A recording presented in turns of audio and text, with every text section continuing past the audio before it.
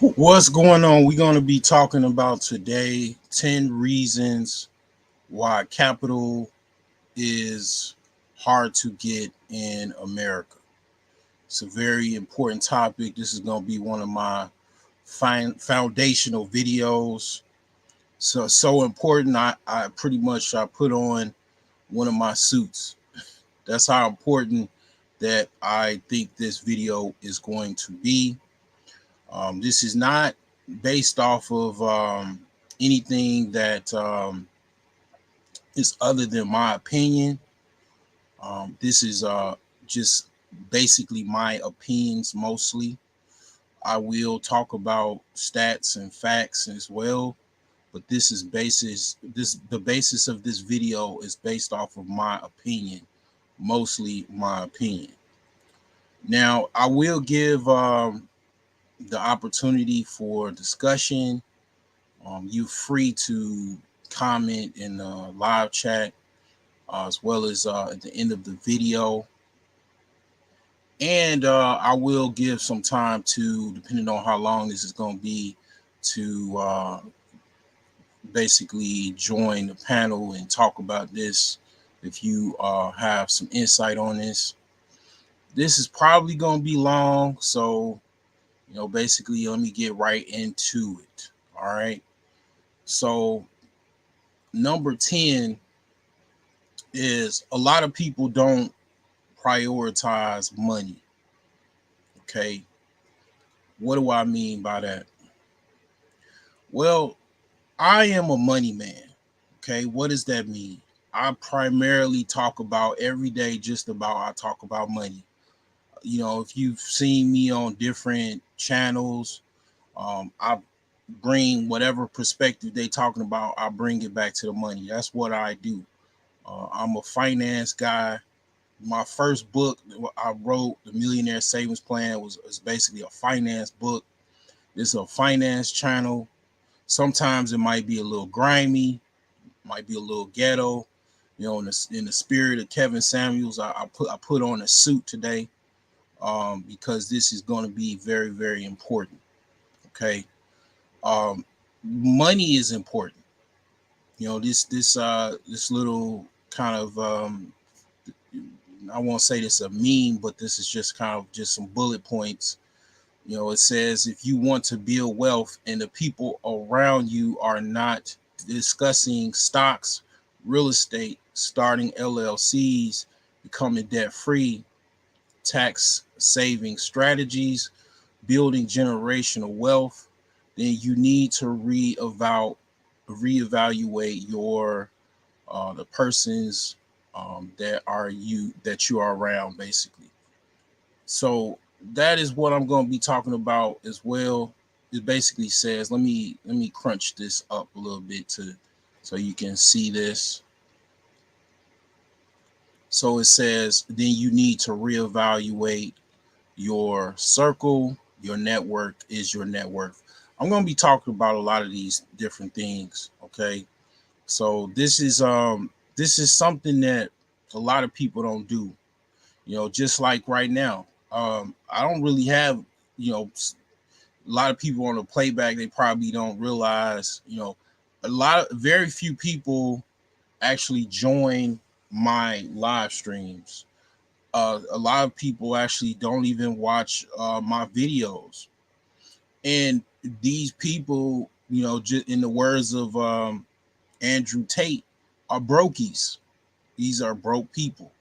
Okay, these everybody that you see, just because, see, two people tend to do two things. They lead you on to believe that they are all right. That's one thing people tend to do, and that's how people cap. They lead you on to believe that they're normal. What is normal? That they're just middle class, that they're doing well. And the second thing that they do is they don't even talk about money.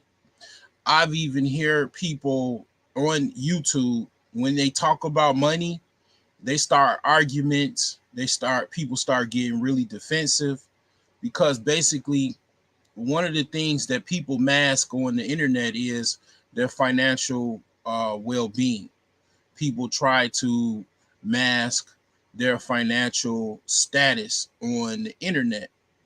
That's one of the people things do. People do that before there was the internet, and they're doing that on the internet. They're masking their financial inadequacies. And then they're also, on top of that, not talking about money. They're not talking about, anything when it comes to finances. They're not talking about any business topics. They're not talking about, you know, um, creating any type of wealth for their, children. They're not talking about anything in relation to the problems, the financial problems in America, the financial problems in the black community. They're not talking about any of these things. The reason why is because it's a reason. When you have people in mass doing that, it basically just it just continues on the same problems, the same issues that are not talked about. They don't get resolved. And it's fine if, like, let's just say I would be okay with that if, again, people were just in their house, they were doing everything they're supposed to do. Everybody was getting out of debt, becoming debt free, trying to make steps toward financial freedom, and they absolutely are not. Most people are not doing that. So that's where it becomes a problem, and that's where the issue arises to why people are having problems gaining capital in America. You would think, okay, this is one of the richest countries in the world. People come over here from all over the planet, and they try to come here because of how rich it is in this country, how much opportunities there are in this country. But even people they that are born in this country, they don't even try to take advantage of the opportunities that are in this country. And then they take a step further and actually get pissed off when people come from lands far and wide here to take advantage of those opportunities, and then they make all kind of excuses, talking points, and snide remarks, anything, calling people anything other than the child of God, because these people actually took advantage of those financial opportunities. And it basically is a situation where you talk about what is priority. Capital attainment is priority, in my opinion. One of the biggest problems in America most people have is lack of capital. That's basically what I've been talking about. Just today, I was watching some of my old videos 6 years ago, and I was talking about, why people are broke, and various different. Just I was dropping gems 6 years ago, 3 years ago, dropping straight gems. And the thing about it is, I was watching those videos because I just wanted to just remind myself, from day one, I've been talking about why people are having issues, why I've had issues, and I've overcame them. Why wealth creation, wealth attainment, capital attainment is so difficult. And I have to say, just off of the nutshell, just number 10, people ain't talking about money. They're not talking about money enough. What are people's hangups? If you talk to your friends, I don't want to talk about that, or, I don't like talking about that, is the second response. I don't like talking about money. Well, I'd have to say, one of the things that you can do is just stop dealing with people that want to live in fantasy land and la la land, and not talk about money and not deal with their problems. Because that, and another third thing that response people have is that money is not everything. Have you noticed most people, if you count how many people say money isn't everything, how many of those people are actually poor or broke that actually say that say money isn't everything? Have you seen rich, how many rich people versus, people that are not rich basically have said that stupid ass comment or response? Money isn't everything, or money is not a big deal. And then those same people, are they the same people that are struggling, or the same people that every year their tax refund check didn't come in on time and they're complaining about it? Are those the same type of people that say money isn't everything, but they can't wait till a tax refund check comes? Every day or every week they're giving you an update and complaining about how their tax refund check didn't come in. But these are typical responses of people that don't prioritize money. And if you don't make things a priority, then basically you don't have those things. You don't have any money.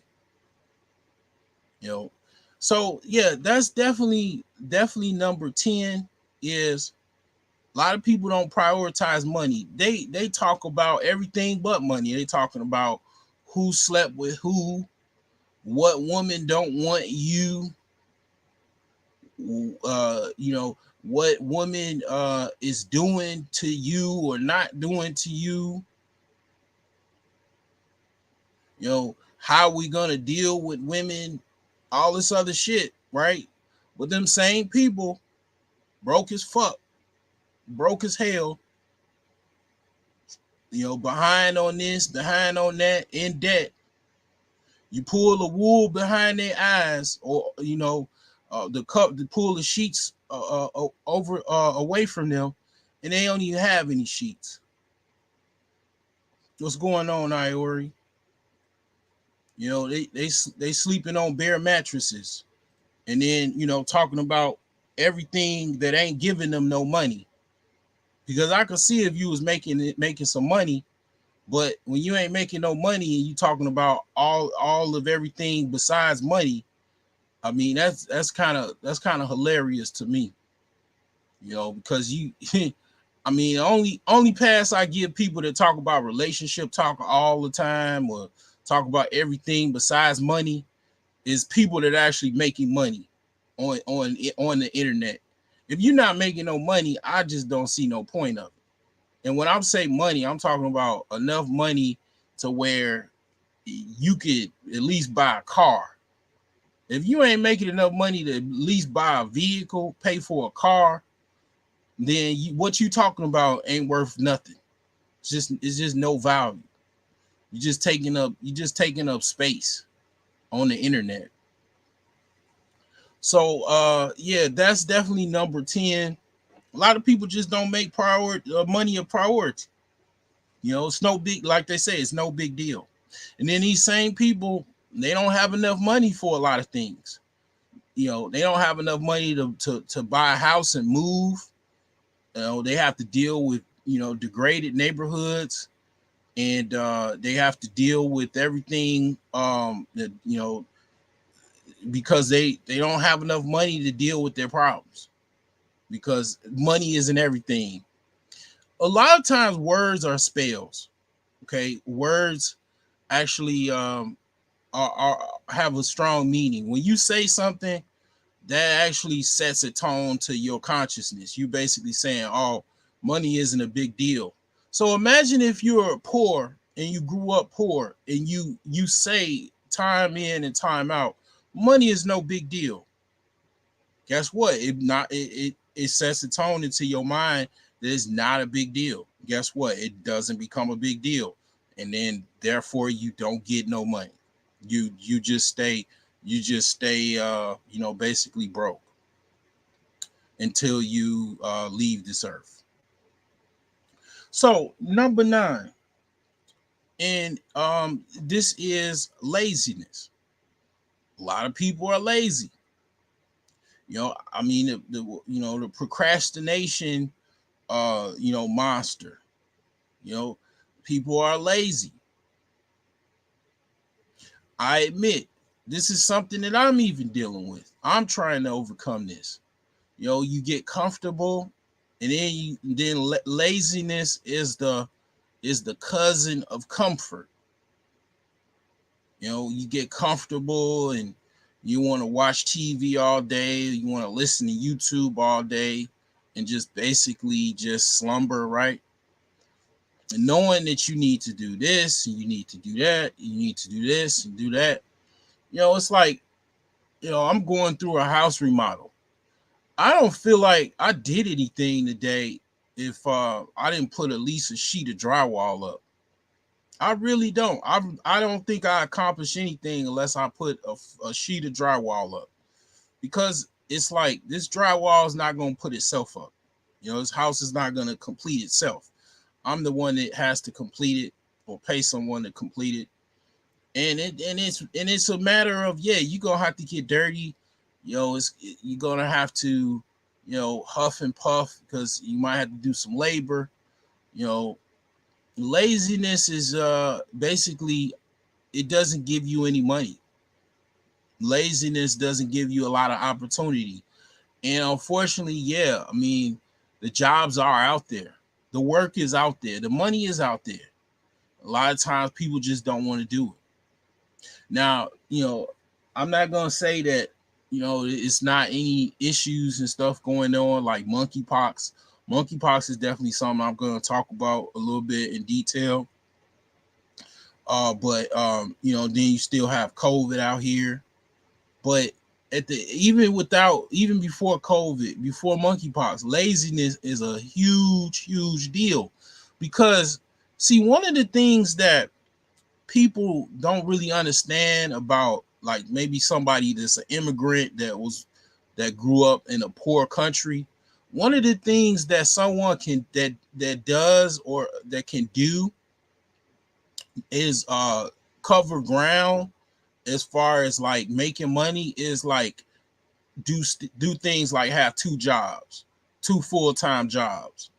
You can cover a lot of ground, almost two lifetimes, when you have two full-time jobs. And that's one of the things that somebody from another country, like let's just say Mexicans, or someone from another country, that will do that you probably wouldn't do, let alone work one job. You could cover a lot of ground and kind of come from behind. Like myself, even though I've accomplished some things that are very, very notable, such as, becoming debt free, and kind of trying to purchasing a house cash, um being a homeowner, a true homeowner, right? I don't think that I'm ahead. I still feel like I'm behind. I still feel like and think that I need to cover ground. I need to cover a lot of ground. I really do, honestly, it's no way other than becoming a millionaire at the very least until I can just kind of feel like I've covered all the ground, because that's just how I think. I don't think anything otherwise. I've done so much in my life, as far as like some negative things I've done, and kind of problems I've had in my life. The only way I'll think that I can cover ground is become a millionaire. I'm be honest with you. I'm back in the corner. I'm back all the way in the corner. I don't think that I can do anything other than become a millionaire, to just be like, you know what? Well, I did all of this and did all of that, but guess what? I'm pulling in my mansion with my Jaguar. You know, that's the best I could do to you. I at the very least, you know what I'm saying? I didn't got enough cream to where, all the little shit that I done, you can't say, hey, you know, he did do all of these things, and he overcame it though.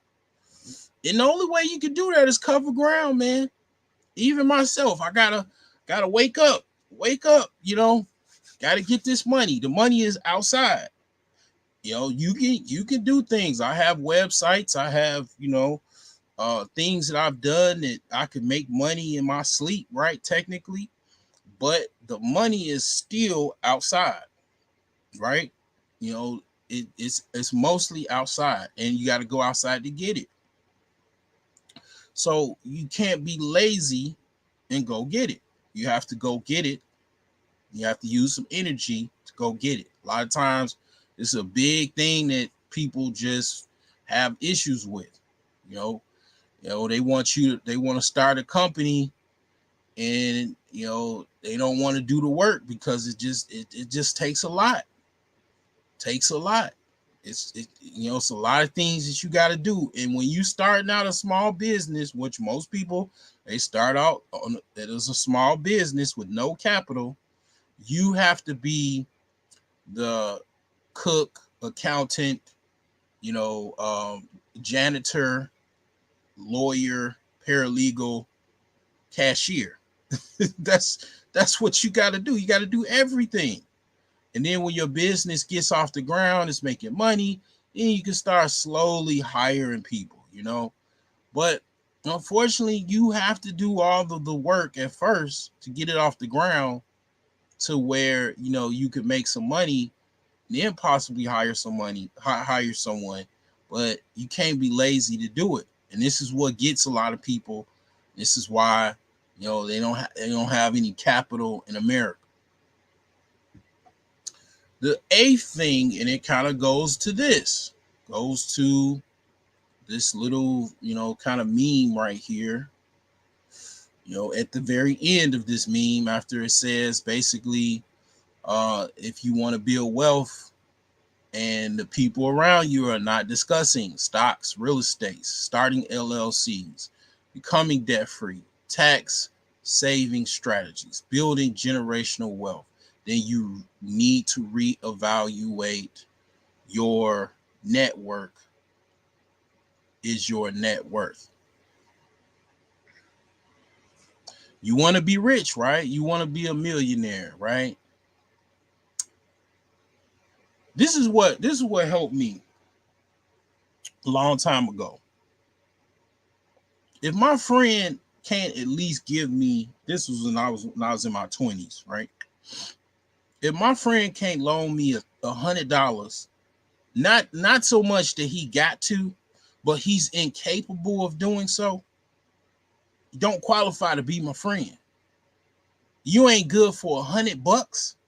Now I'm in my 40s. That's at least 1,000. If you're not good for $1,000, like I'm not saying that you gotta give it to me, but you're incapable of giving a loan for $1,000, meaning you're incapable. You couldn't even do it if you could. What good are you to be my friend? It might sound elitist, or it might sound shallow, but a lot of people have people in their network that ain't good for nothing but beer, smoke some weed, watch NFL or the NBA, whatever sports, and go to the club, go to the bars, have drinks. This is the highest of what they could do. This is all they can do, is sit around and talk and then do these activities that don't make any money. And these are your regulars, right? These are your regulars. That's your network. That's why you don't got no money. That's why you don't have you struggling with capital, because these are the people. Your network is supposed to be able to lift you up and keep you up and then motivate you. If you around people that at their highest day, the highest thing that they done all week is maybe cut some grass,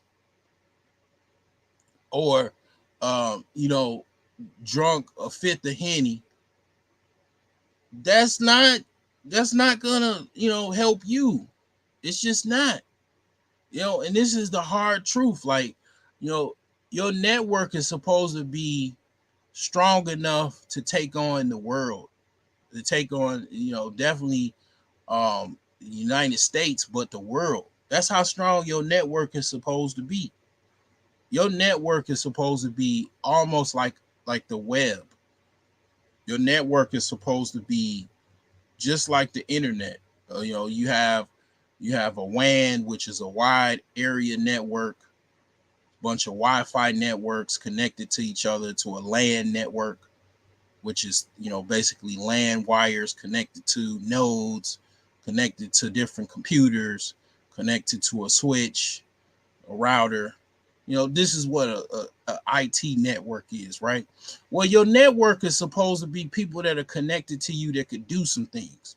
Like, okay, if you're in real estate, you got contractors, you got a lawyer, real estate lawyer, you got, you know, basically someone that can GC a project, meaning they could, you know, basically with some funds, they can assemble a group of contractors and schedule them to fix a house. You have maybe some bird dogs where they could go, you know, basically find properties for you to buy that are off the market. You know, you have some wholesalers. You know, you got cash buyers, you know, in case you want to, you know, some properties are not fit to be on the MLS because they, you know, need to be repaired, need to be fixed up, or, you know, you might want to sell them off of the MLS. Well, you need cash investors to be able to buy those deals. You know, you might need you know, an IT guy because, you know, you need to make sure your office is running right. Make sure your laptop is good. You know, if you got a desktop, you know, make sure that's running properly. You know, I mean, all of these people is in your network. You might need you know, you might need a pretty woman that's a realtor. You know, that could sell a property within a weekend or even a day. You know, as soon as you fix that property up, she come in with some cookies, some milk and coffee or whatever,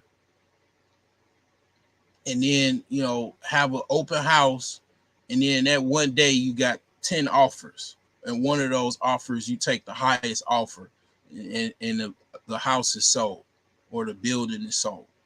All of those people are important in your network.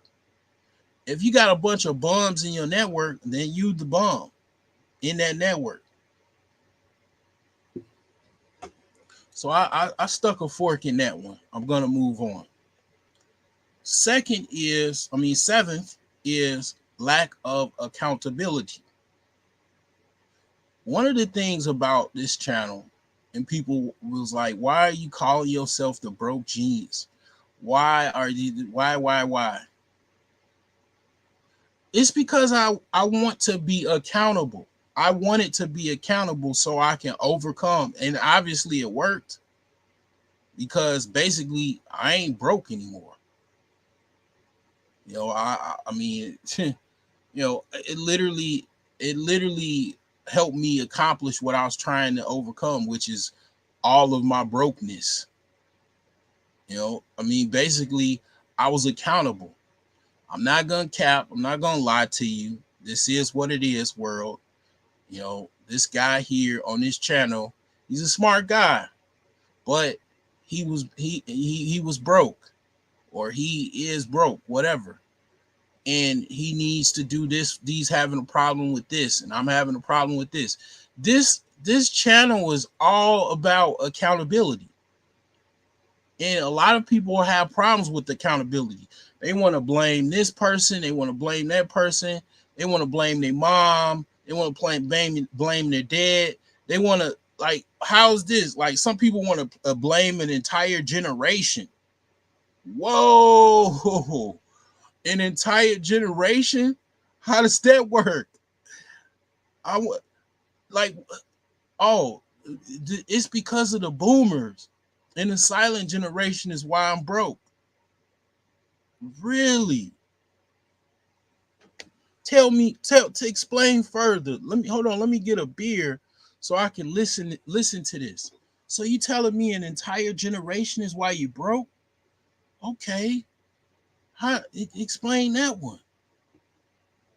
Because they didn't fight hard enough. They didn't they spent too much money and they didn't give it to me.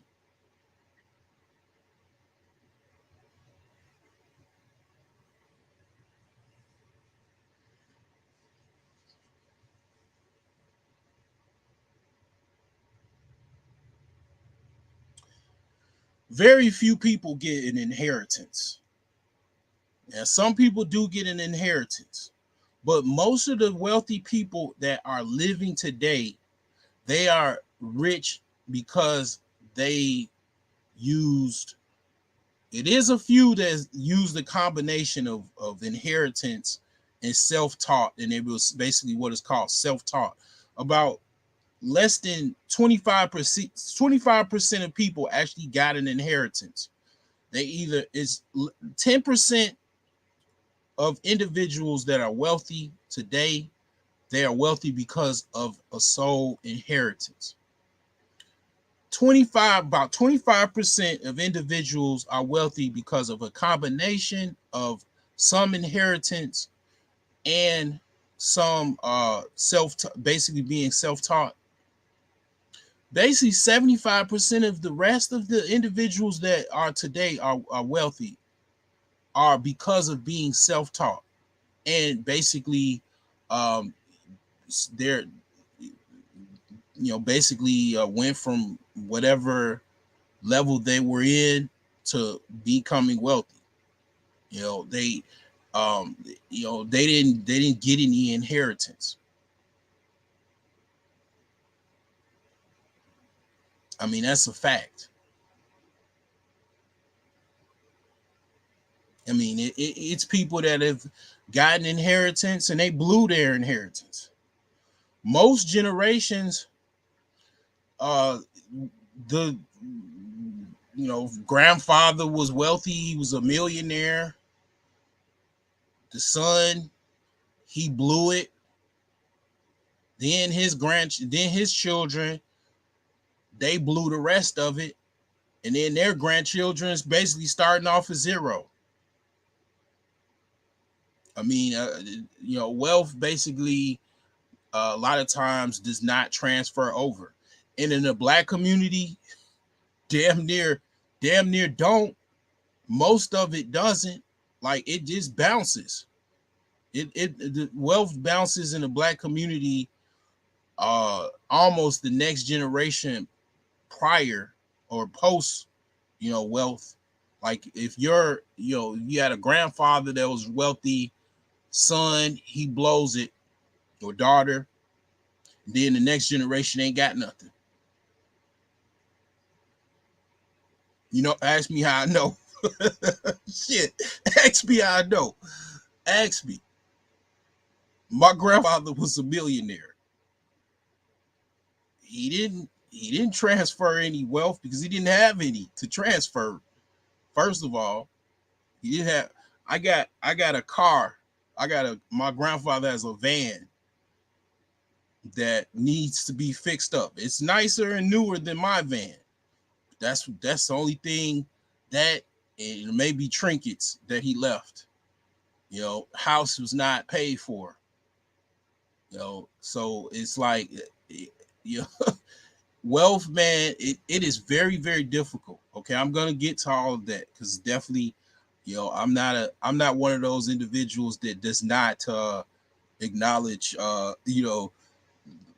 all of the tricky little racist things that black people have to overcome in America. I'm not one of those individuals.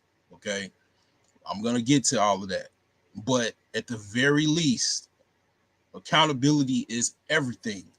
When you blew $10,000 at the club, and then next year, you know, you went from making $100,000 to now you making $30,000, and you look back, damn, I blew $10,000 just for my birthday. Damn, we was smoking. Everybody had an ounce of weed, and we had full access. I gave everybody full access at the bar. We had free drinks. We had a good time. But you blew $10,000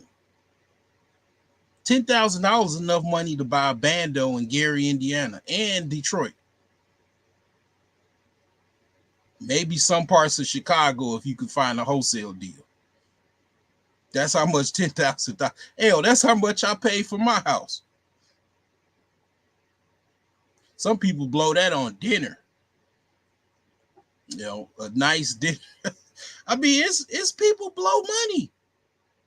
And black people blow money. Believe it or not. Black people blow money. Knowing how hard it is to get wealth, to get money in America if you black, and how black people blow money, it is amazing. I mean, amazing. It is like, unreal. It just blows my mind. It just blows me away. I mean, like, they just blow money like as if, do you realize that how difficult they lock, man, in Mississippi, they lock you up. They got dudes that's locked up for marijuana for less than a pound, less than an ounce of marijuana, been locked up for years. I mean, it's all kind of, when you talk about injustice, lack of hiring, lack of credit, lending, investments, all kind of, and I'm gonna get to it. The way black people spend money so easily, it just blows my mind. Even myself, I think about all of the shit that I've done. This car loan, that car loan, spending money over here, spending money over there. Like I started thrifting in my mid-20s. Before that, I used to go to the mall, I used to shop. All of these brand name stores. Like I thought thrifting was just like, ridiculous. Because basically, I thought money was endless. It was no problem. I mean, yeah, but then when it does become a problem, it becomes a problem. But when you do all of these, when you spend all this money and you blew this on this vacation and that vacation, you got to look at yourself in the mirror. You the one that did that. You the one that, spent all of this money. It gets even worse.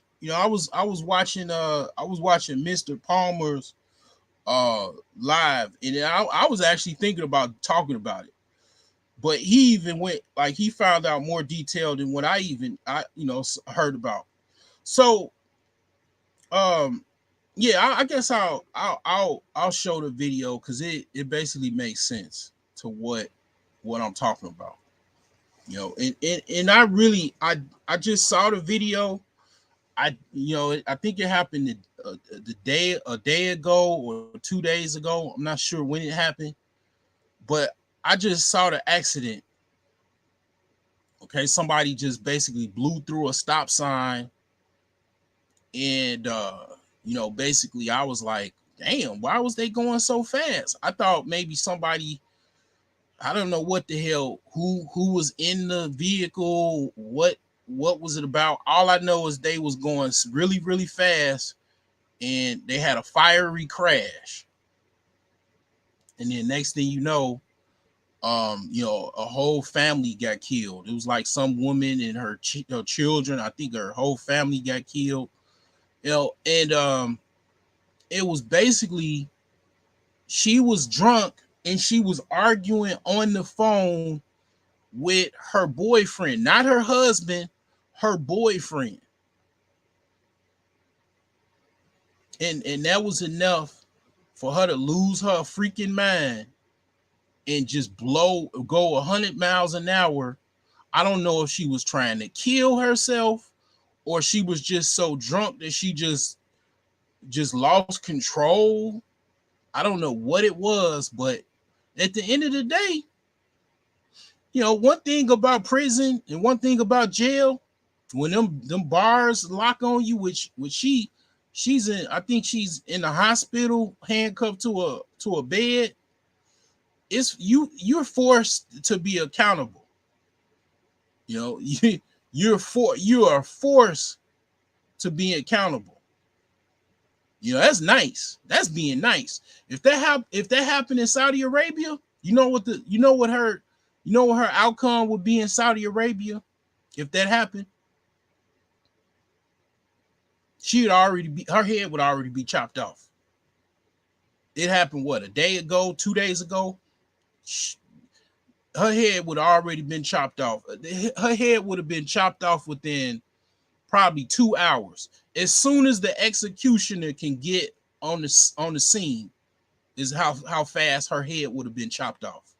See, here's the thing: like, if you ever see children in Saudi Arabia, in countries where they kind of follow an old code, kind of like Hammurabi's law, Hammurabi's code, where basically eye for an eye, swift justice. A lot of those countries, the children are, when you see them, like I remember watching a video of an executioner and his children. He was doing an interview. They were doing an interview with this executioner in Saudi Arabia. And during the interview, you could see his children, his son sitting on the couch, and just the look of the perception that they have, because as a child, you have to tell them what's going on, and they see what's going on. They know they're like 5 or 6 years old. They know their daddy is an executioner. That's what he does for a living, like Game of Thrones. And this is what still goes on to this day, right? They have to be taught, for them to have some type of survival, that this is what you do, this is what you don't do. And imagine being 5 years old and you're petrified because if you do this is what's going to happen. So they have to be, just for sheer survival, they have to teach their children to be accountable at a very early age, or it's safe to say that their children ain't gonna have no future whatsoever, because if they didn't teach their children accountability early, it's no hope. Because it's not like in America where you get a do-over. Now, I don't know what's gonna happen with this woman.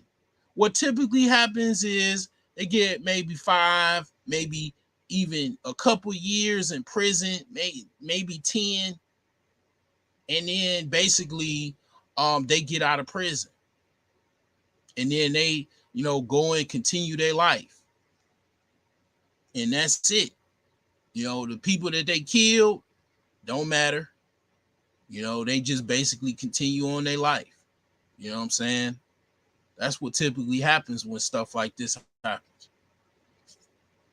So I'm going to share my screen, and I'm going to show you what happens when people are not held accountable, when they are, especially, are careless. Okay, this is actually an accident that has happened 2 days ago. Okay, so this accident was from basically it is a nurse. You know, you're a nurse. You in California, you probably making about $200,000 a year, just to put things in perspective. You are making about $200,000 a year, because in California the cost of living is higher, so they pay people more than they do in other states. Like in Illinois, you're making about 100 grand, right? But in California, they make more than what they make in other parts of the country, because the cost of living is very, very high. You know, so let me show this video real quick. There we go. So basically, let me go back to here.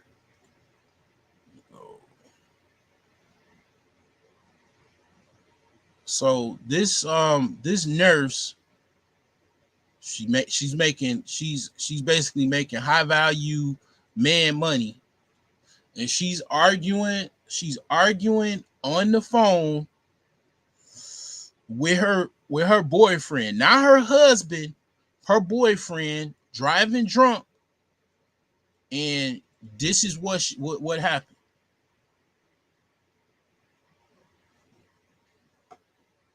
Blew through basically traffic light, and just basically killed 6 people, including a pregnant mom and her child. And she just got she didn't even get seriously injured, believe it or not, in this fiery crash. We'll play it one more time. Turns out she was arguing with her boyfriend and was going fast, and basically like had a fiery crash and somehow survived, but killed 6 people because you worried about what your boyfriend ain't do or ain't gonna do and all this other goofy shit, and you drinking.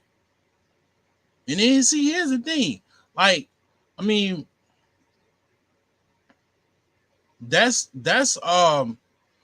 somebody that technically is really doing well in life. If you're making, I don't even care if it's in, I mean, if in California, yeah, it's a big deal. It's not a big deal to make $200,000. I get it. But I mean, let's just say if she was in Illinois, if you make over $100,000 in Illinois, Indiana, you're doing pretty well for yourself. If you do make the right moves, you basically you could buy a multi-unit building. You know, basically you have more than enough to pay the mortgage. You can, let's just say you can get a 3-flat building, which is 3 units. You can live in one, rent out the other 2, you know, or Airbnb the other 2, whatever you wanted to do, right? And you can make money. Basically, you won't even have to pay your mortgage. Your other two units will pay for your mortgage. So all of your money will basically be, your cost of living will be covered by your two units. But see, here's the thing. A lot of women have problems with guys that might not make as much money as they are, but they're smarter and more educated as far as up here, as far as what they know. Because I'm definitely going to address a lot of these things. I'm definitely going to address a lot of these things. But a lot of people want to blame the other generation. They want to blame their mom. They want to blame their dad, their auntie.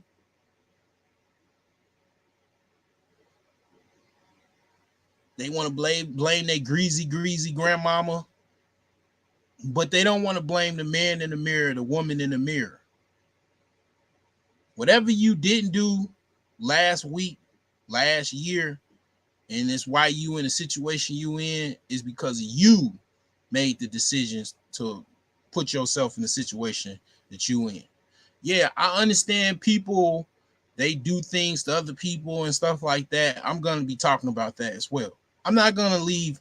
I tried to like not leave no stone uncovered in this discussion. I didn't leave anything uncovered. I basically I'm gonna be talking about everything when it relates to why capital attainment is difficult to attain in America. Okay. So I understand, yeah, if your parents did something very, very harmful to you, or they left you at a fire station, they left you in basically an orphanage or something like that. I understand. Yeah, that is, you have some leg to stand on, as far as like you've been harmed, you've been, basically, you've been, it's a lot of effort that you had to overcome. And I get that. Like, a lot of times, here's the deal. Like, I have to remind my family members and stuff, you know you expecting Johnny to be like this or like that, when Johnny is a crack baby. Johnny had to overcome his mom and dad from the womb. He had to deal with being having crack, being his womb that he was born in is basically toxic, full of crack. He's a crack baby, and then his parents are crackheads, and he was taken from them and gave to his aunt that was just basically using him like a slave because they were getting money from the state. You expect Johnny to have to overcome all of this stuff. How is he able to overcome all of this stuff? I mean, people ain't, that's the thing with the whole like kind of Pookie and Ray Ray thing. Like, these people are set up to become how they become. Some people can overcome things, some people can't. But if you're expecting in mass people to just overcome all of these like issues and problems that are based off of how they were raised and who they birthed them in this world, it's a lot of things to overcome. It's almost like, kind of being destined for failure. You're not surprised if they went to the category of failure, because basically they already had to overcome a lot of things. I mean, so it's like, it's a reminder to say this guy has to overcome damn near everything. It's not gonna happen overnight, and it might not even never happen, because where did you come in? I myself, I went and helped Johnny. I picked Johnny up and his buddy and his brother up on the weekend, and I had a booth at the flea market, gave them jobs, gave them wise words of wisdom, and I did that for a period of time. What did you do besides talk about Johnny behind his back and tell him what he should be doing? How is he supposed to be doing what he's supposed to be doing? It's like, it's kind of like like, okay, for example, you know, a single mother, right? Let's say you got a single mother. She has two children, two different baby daddies. What's the story usually? My mother was a single mother just like me. My dad was not around. I mean, what the fuck? Like, what do you expect? You gotta be unrealistic to expect a woman that was living in poverty with a single mother,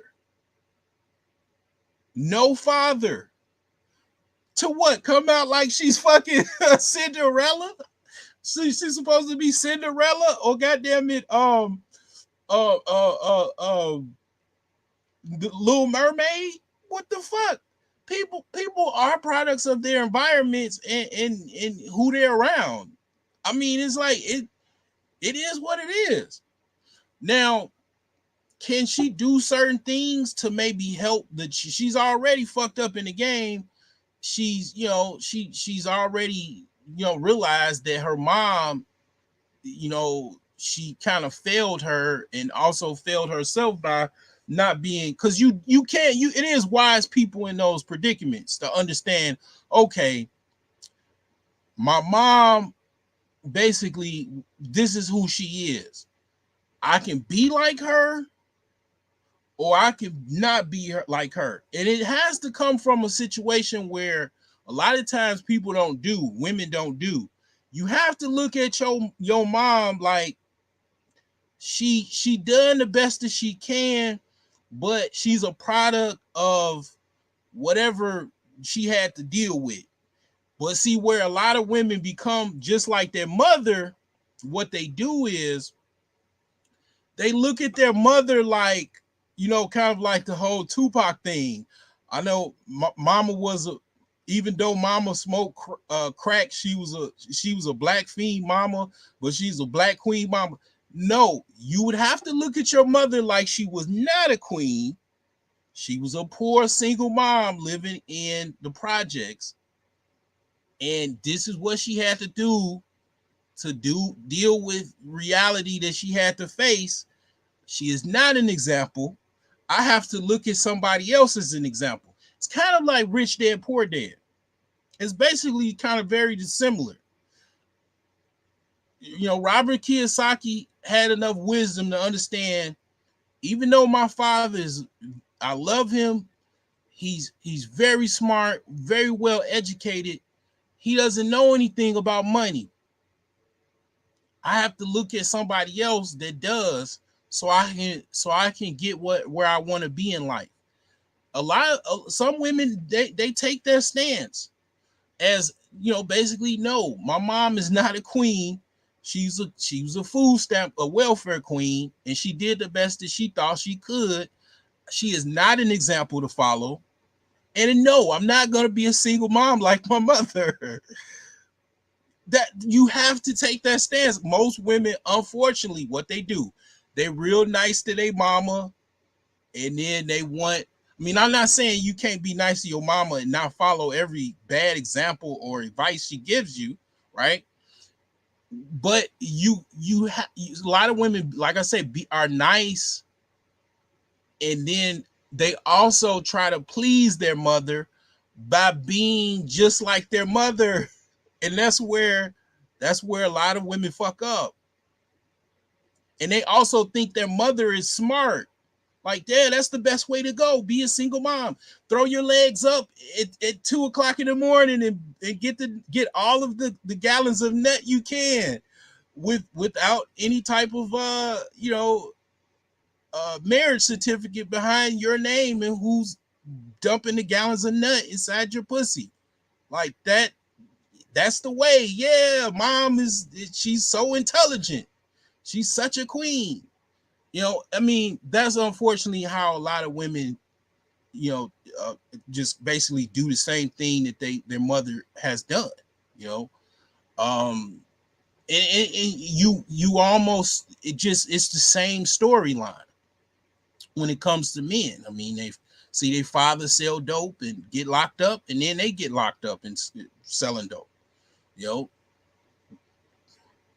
shout out to Omi and the Hellcat.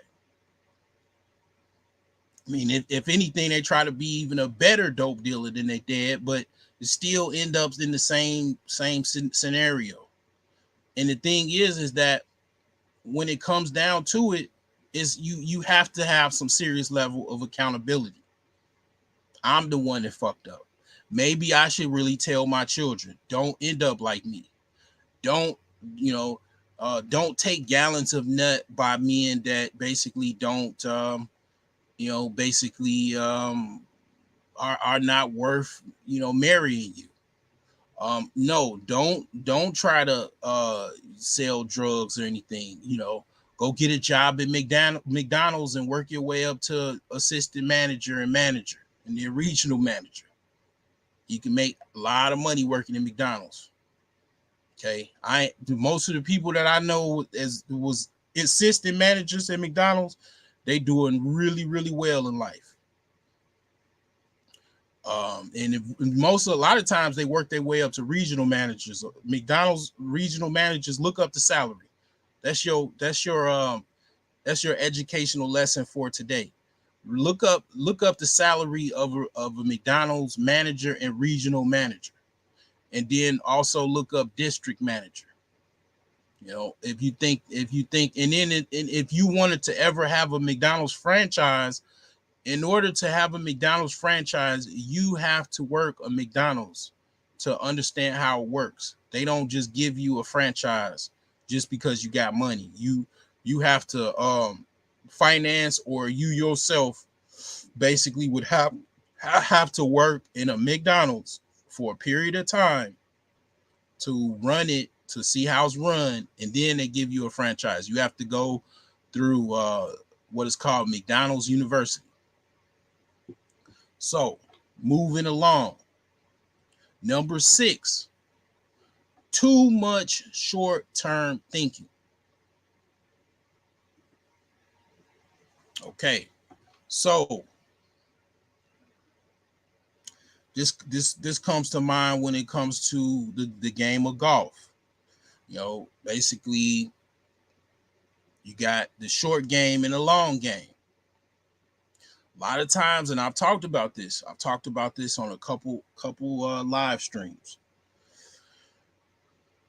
Just because you're on the short game, you should never, if you playing golf, you got the long game and the short game.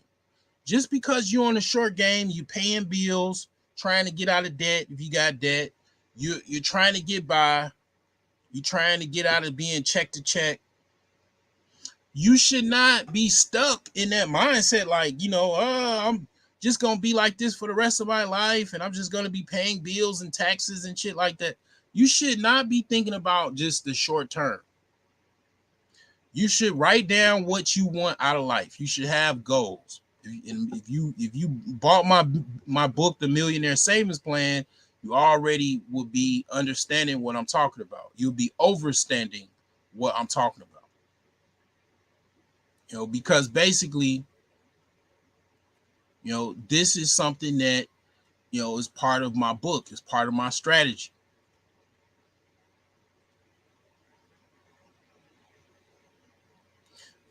It is everything when it comes to actually trying to get higher up the steps in the Millionaire Savings Plan. You might be short term, barely able to come up with $1,000, which is step one.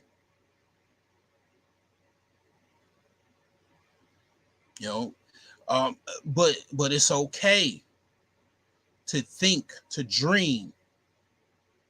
Okay, what if I had 16,000? And even think about, this is what I tell people, like, I tell people as an advice, like, I'm definitely going to be I'm not going to leave no stone uncovered. I got time tonight. When it comes to your mindset, like, which what I'm going to be talking about later, is that, what if you had $32,000? Your problem that you stressing out about now. What if you had What if you had $32,000? What if you had $64,000? What if you had $128,000? And the problem that you facing now, I don't even care if it's cancer. You had $128,000. You can probably have some of the best cancer treatment. You can take off from your job, probably, depending on where you live and how much you make. Or if you work and then basically, get some of the best treatment, get some of the best homeopathic treatment or natural remedies you can get. Or even, take a short-term disability from your job and try to really heal yourself, change your diet, green leafy vegetable diet, high green leafy vegetable diet. I repeat, high green leafy vegetable diet, right? I mean, whatever the problem is, throw some money at it. What if you had this amount of money?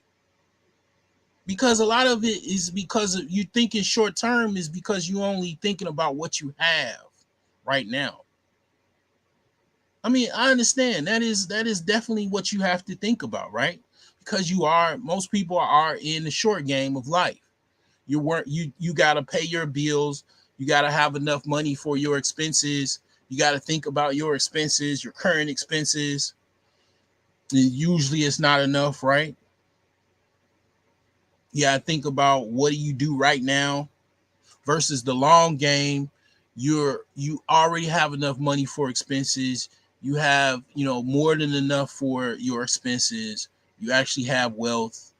You're thinking about more other things like, the next course of life, which would be your children, passing on some type of legacy, some type of future for your children, some type of future for yourself, how you actually want the things that you actually want to do in life, on a long term period. A lot of times people, every now and again, it's okay to think about your future. Like what things will be if I actually did overcome. What if I had all of the money to pay my expenses? What if I actually shut the fuck up and set somewhere and learn to shut the fuck up, and I had a man to help me pay, most of the bills, and all I had to do was just cook, clean, shut the fuck up, and give them, some sex, on demand. I had to throw that in there, because that actually is a financial. That it. See, one of the things about women is like I really haven't addressed. Women actually have financial options that men really don't have. They do, but it's very very few and far between of men that actually can get women to just basically take care of them, or even men that actually want that, right?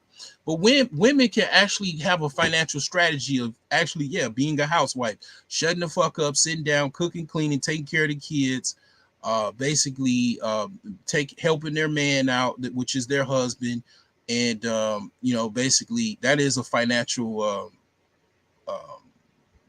strategy, believe it or not. but I digress. Yeah, you too much short term thinking can erode your long term reality. It just a lot of times, what do you people in poverty, people in the hood, right? That they ain't never been out the hood. They have they get tracked into thinking too short term, too long, and it becomes basically a detriment to themselves and others around them, because they basically they're so programmed to think short term, they don't know anything else. They can think of something else, but it almost unreal to think of, or any type of other reality than being struggling to pay bills, struggling to take care of basic needs. Anything else is just abnormal. Just unreal, right? And that comes from basically too much short term thinking. Five. Okay, this is where it's gonna get a little bit, little juicy, right?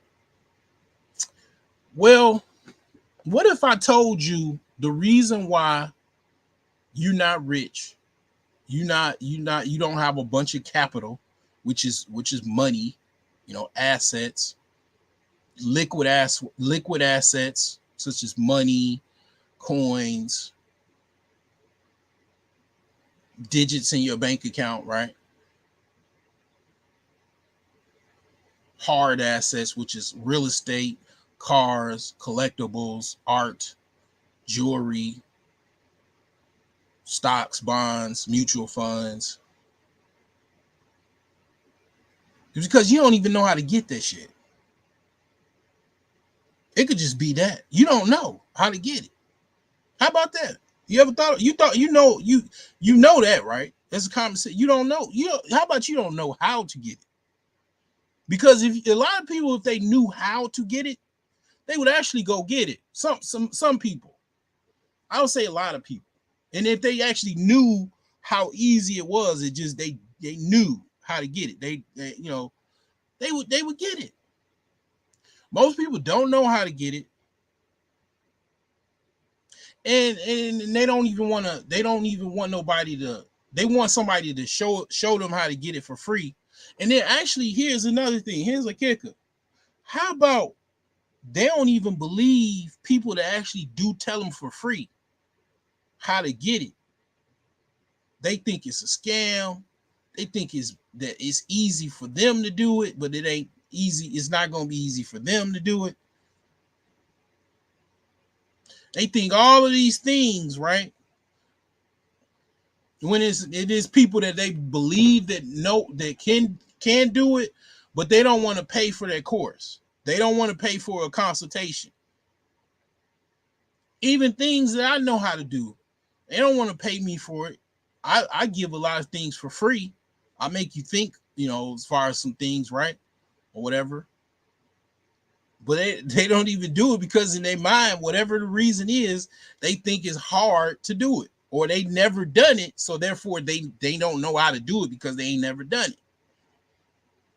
That's the thing with knowledge. Knowledge by itself is not power. Only knowledge used is actually power. Knowledge alone is not power. Knowledge used, because once you use knowledge and you've actually exercised that energy of using that knowledge and you've actually successfully done something, now it becomes also wisdom. Because you already done it. I've done it before. I've done it. This is the third house that I had as far as any house transaction. I've done it before, so I could do it a million times over because I've done it once. I know what I fucked up the first time. I know what I fucked up the second time. This is the third time I've done it. So guess what? The fourth, shit, I already got, man. I need to put up some drywall. I got the tools. I got a little bit more know-how. Know how to do plumbing now. I know a lot more about electrician. Actually, I got homies that are actual electricians that I can pretty much help me out. I know more plumbers. I know more handyman. I know more tradesmen to help me than I knew before I got my third house. So the fourth house is gonna be a lot easier than the third. I know enough from the struggles that I'm still dealing with this house, that even what to look for in another house that I get, because I know from doing. Now I could have, well, yeah, I could have took a lesson from someone. I could have like took some courses or something like that, but I knew I had this amount of money. I knew I could possibly get either a house cash, or I could probably get some type of creative financing, which is what I got, which is a contract for deed. I knew that I could get those two and get some real estate. Now, how did I know that? I, watched videos of other people talking about it for years. I've read about it for years. So I took my knowledge and I applied it. I exercised power of what I knew already. But a lot of people don't know. They just they either don't know at all, or they actually do know, but they just haven't used it. Do you realize people are just like myself? They're research hounds. They research and read a lot of stuff, even both women and men, but they never even use the stuff that they actually know, because they don't know if it's true or not, because they never done it. They never used it. They might even give advice as far as like, telling other people this is what you should do or whatever, because this is what I read. They've never done it themselves. Unless you actually done something, you don't have the understanding or the actual know-how because you've never done it. You've never actually just saw something through. Once you actually touch it and actually you actually use the power of using that knowledge and applying it and actually fulfilling that knowledge, now it becomes second nature. Now it's like, okay, well, this is what you could do it, you could do it again. Now it might be different, it might be a different type of person, it might be an untrustworthy person, et cetera, et cetera, et cetera. But you could possibly do it again. And probably most likely, whatever you've done, you know how to do it better the next time, most likely. Like myself, like the fourth house, third, fifth, gonna be a lot easier.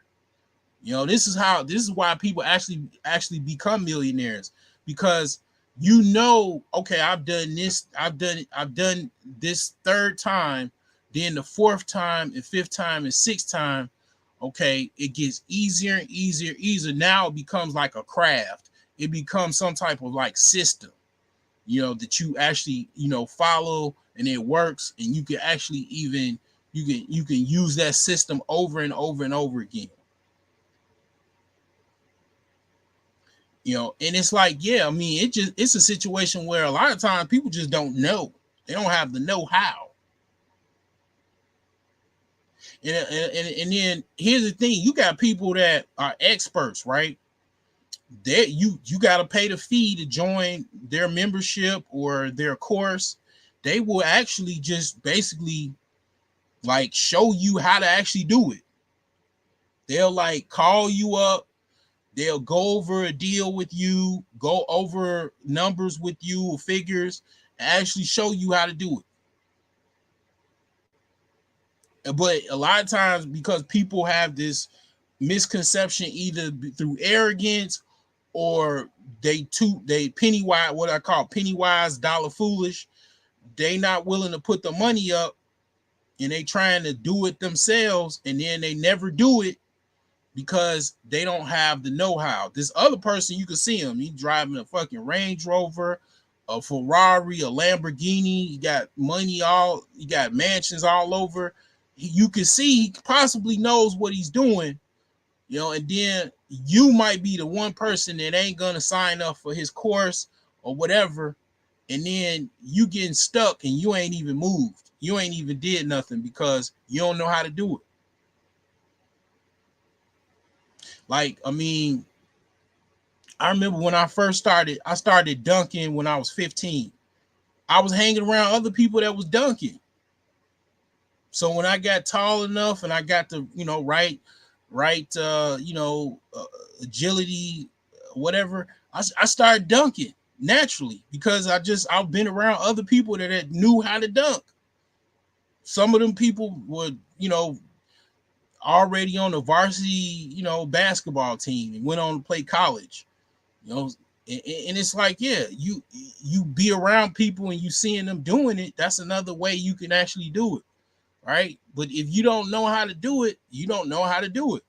It just could be just that damn simple. You just don't know how to fucking do it. Like, if people actually knew how to do something, they would do it. Like, I ain't gonna lie, I'm gonna talk a little shit. A lot of you motherfuckers don't know how to fuck.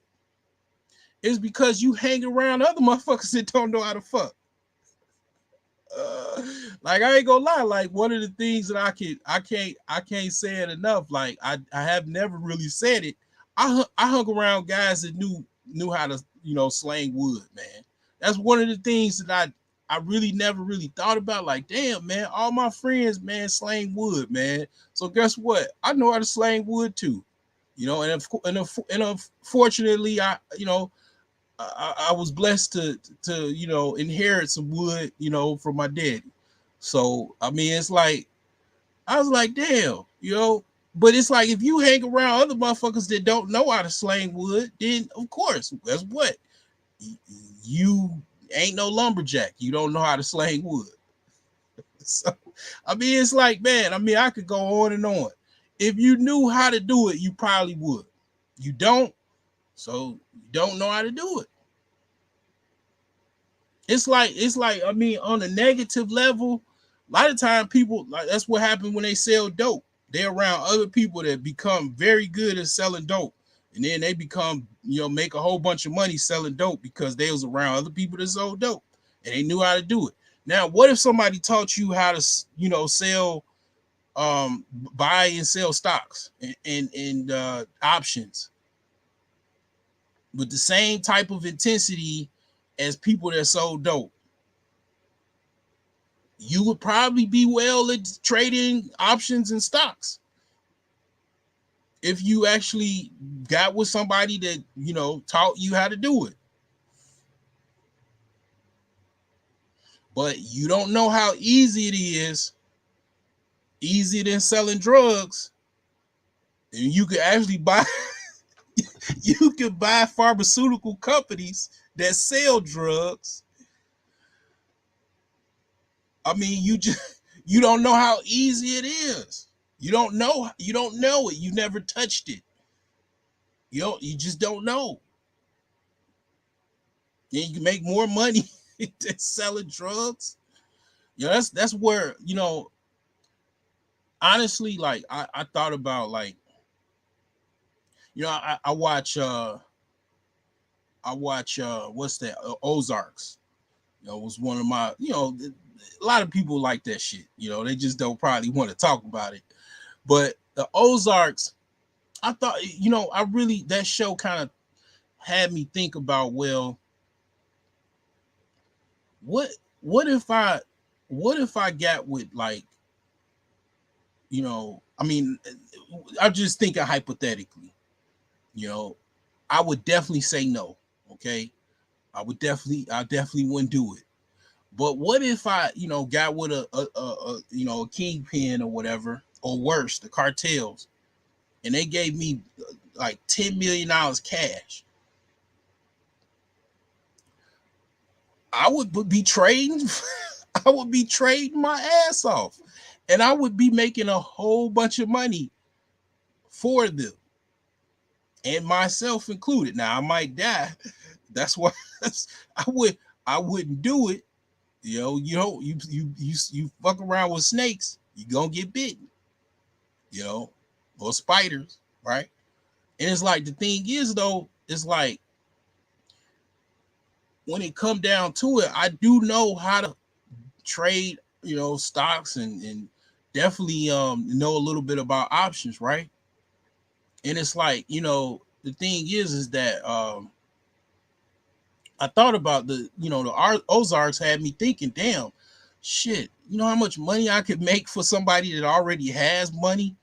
You know, I make enough money, they wouldn't even probably even want to sell. Like, man, shit, what? I might as well just give you all of my money. Stop selling dope. The fuck, fuck around and make so much money, I could buy entire companies, entire corporations. When it gets to a certain level, like Warren Buffett, it ain't just, oh, I'm buying. Yeah, some of the companies he just buys stocks. He got so much money. Just like, oh, I just buy. I'll just buy a BNSF Railroad. Yeah, I'll just buy all of the stock. Just buy the entire company. Not a few shares. How about I'll just buy the entire company. I'll just purchase it. Like Amazon just bought Whole Foods. Wake up. Have a few means. Should we buy Whole Foods? Yeah, we'll just buy Whole Foods. That's nothing. But if you don't know, you don't know. I mean, a lot of people that literally, like, that's where the whole inheritance shit is valuable. The whole, like, the inheritance is, your grandfather knew how to make money, how to run a company, a corporation. They left you some inheritance, and then you took it, and you basically are self-taught, and you are basically had inheritance. Now, a lot of people, they got inheritance where it's almost damn near, I mean, they weren't necessarily self-taught.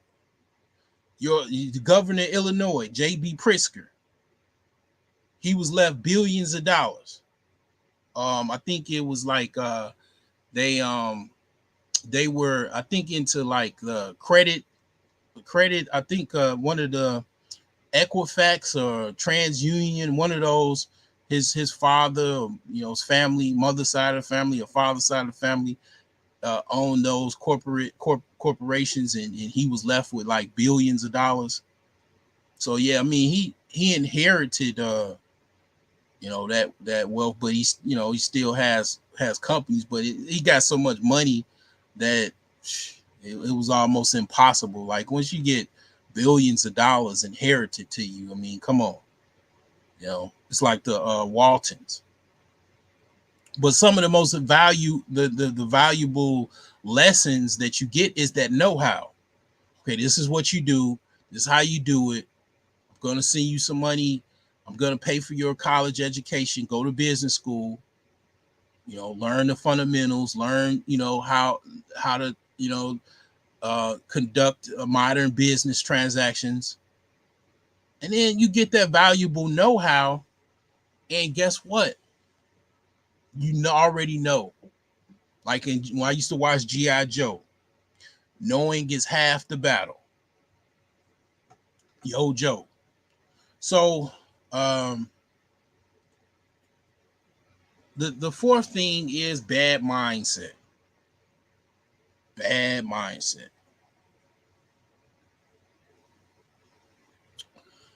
So, you think negative, you do negative, right? On YouTube, you actually have a bunch of people that they go to different channels and do on live streams, and they just basically spew negativity. That's what they do. Like as soon as you give them a link, they hop up on the link and start yelling. Yeah, they got so much negativity, and these people are broke. Come on, these people are broke as hell. That's why they negative. That's literally why. That's why they so upset. I mean bad mindset is everything. It's actually, it's one of my videos. Let me play that.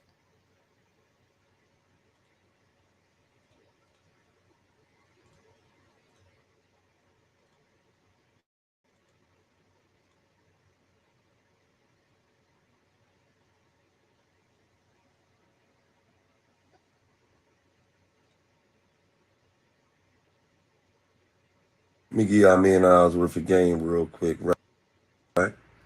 A lot of niggas that y'all be thinking is tough, a lot of niggas that be acting tough, they don't really be tough. Them niggas be BNA, man, broke and angry, man. That broke shit, that broke energy that shit give you, when your life on the line, that's when niggas is willing to risk it all, man. Niggas don't be tough, man. Niggas be broke and angry. I was a nigga, I thought I was tough till I got some money. Then I got some money, I realized I was just frustrated. I was fucked up. You hear me? I wasn't really that tough because as soon as I got some money, I hauled ass away from all the tough shit. I didn't want to have nothing to do with no drama no more. I wanted to live life. A lot of niggas don't be tough. They be broke and angry. It's a difference. Right. Me.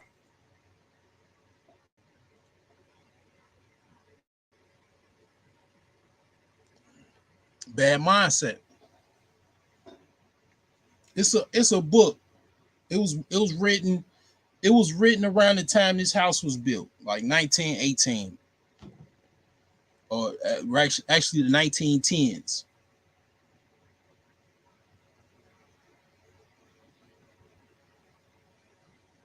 It was called So a Man Thinketh.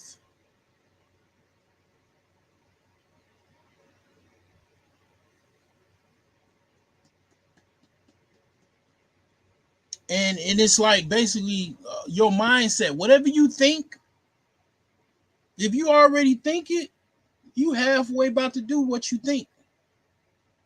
I ain't shit. Well, you ain't. Guess what? You ain't gonna be shit. Nine times out of 10, guess what? That's gonna be your reality. Bad mindset all day, every day. Bad mindset.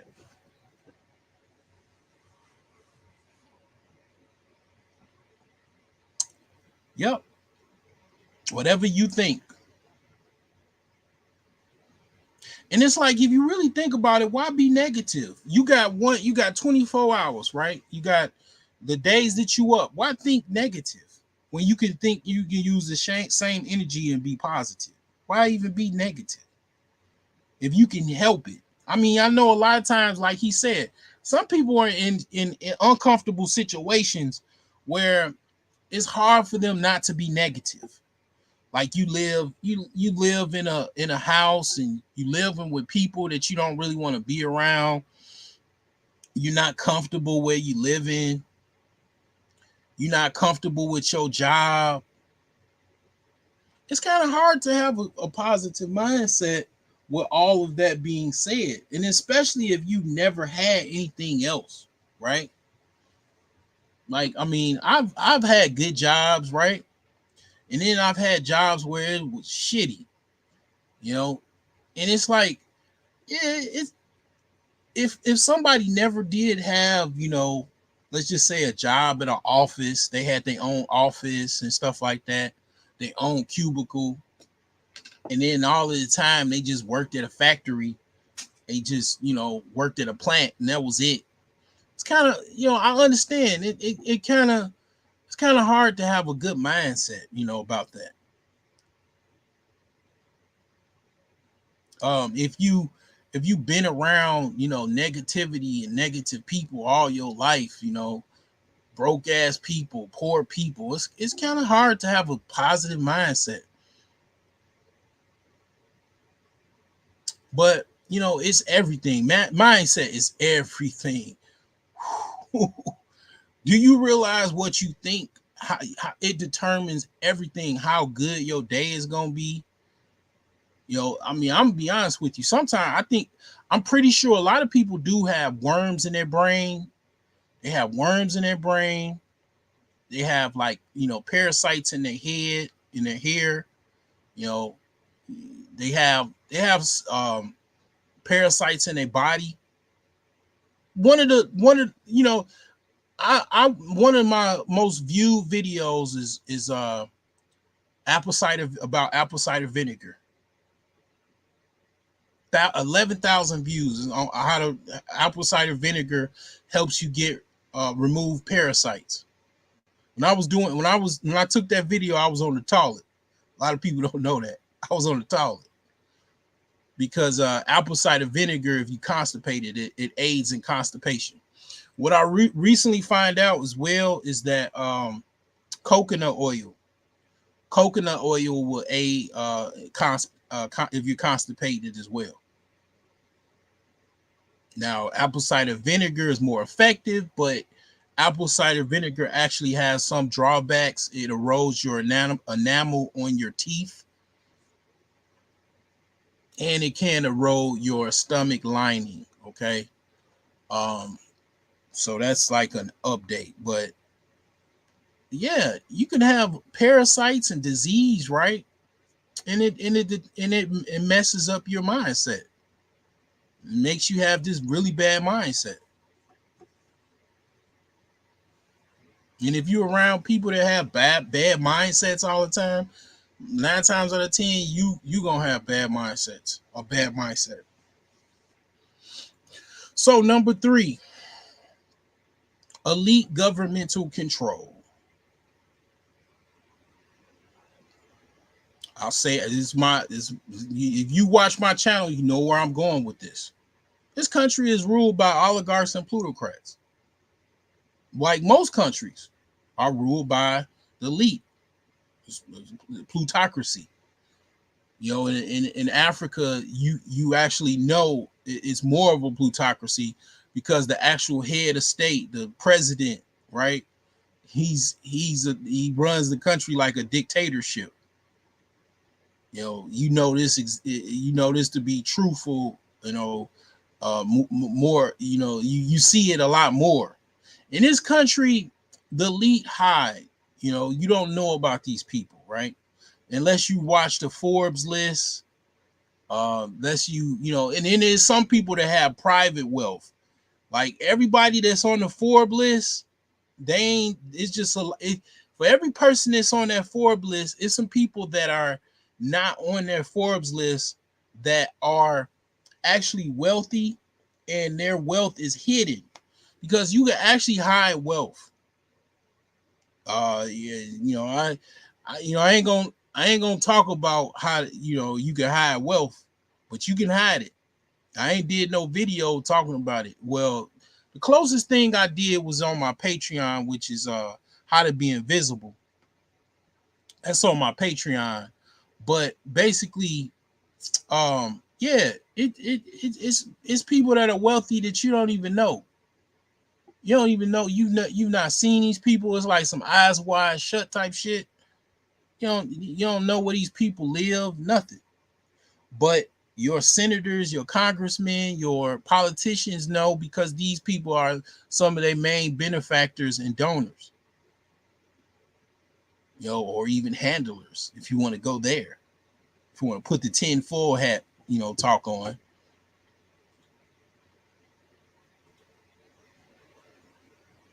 Let me get my sound effects.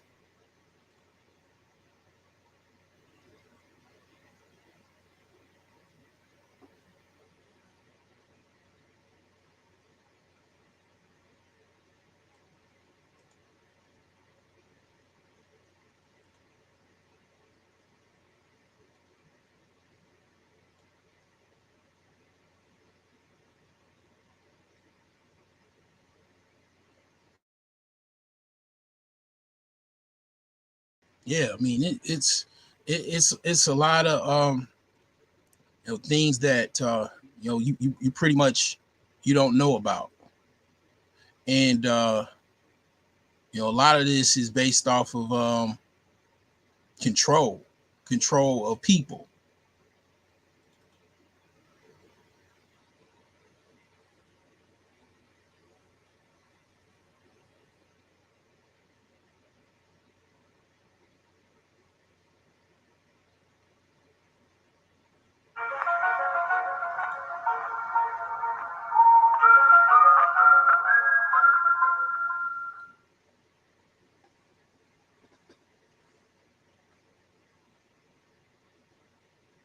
All of these new laws. If I mean, let's just say, that's one of the things. One of the things that kind of affected a lot of like jobs and stuff like that.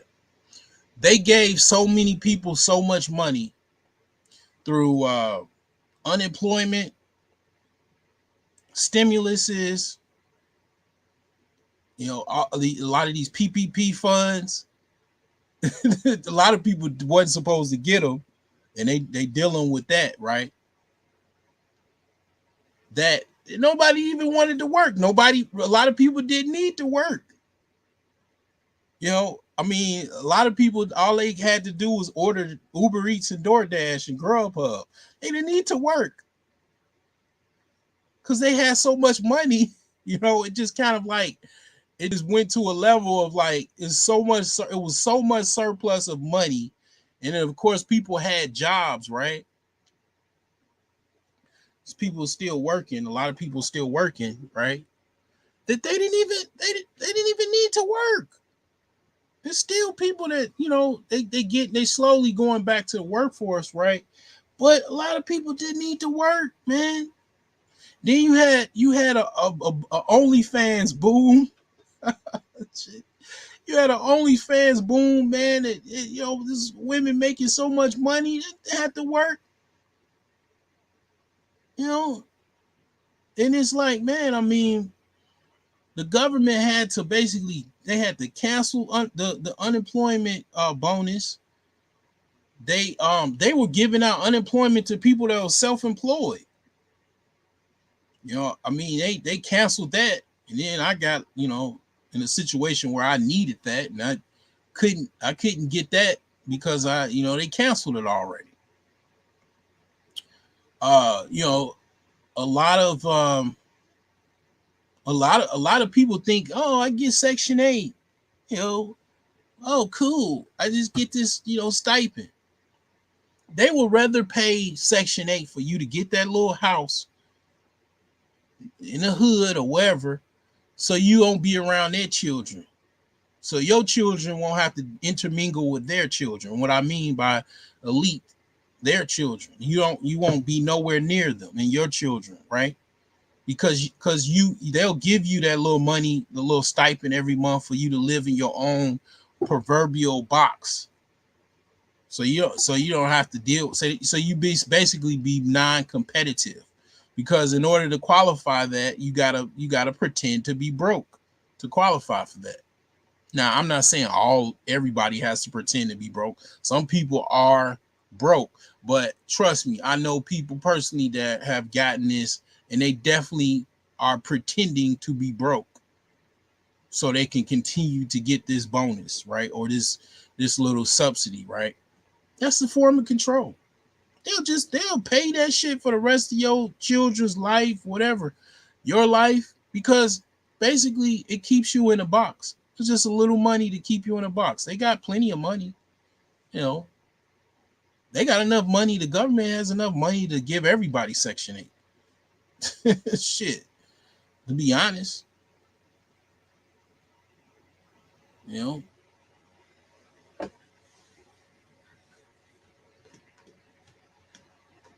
I mean, it is a certain layer of government control. Like, all of these laws that come in, all they got to do is lobby to get a new law. Like, for example, 25,000. You have to have $25,000 in an account to day trade. To legally day trade, you have to have over $25,000 in an account. You have to have this and that. All of these like red tapes is because of legislation, i.e., government control. In order to qualify for a mortgage, some people are happy about Dodd-Frank. Oh, people are getting houses that shouldn't have been getting houses. Dodd-Frank comes in, government control comes in. Okay, you gotta have this and that and this and that. And then now you have people that uh, are forced to become long-term renters because they're paying more for housing by paying rent than if they got a mortgage, because they don't qualify because they don't fit the parameters of that Dodd-Frank Act. That's government control, thus taking wealth away from you.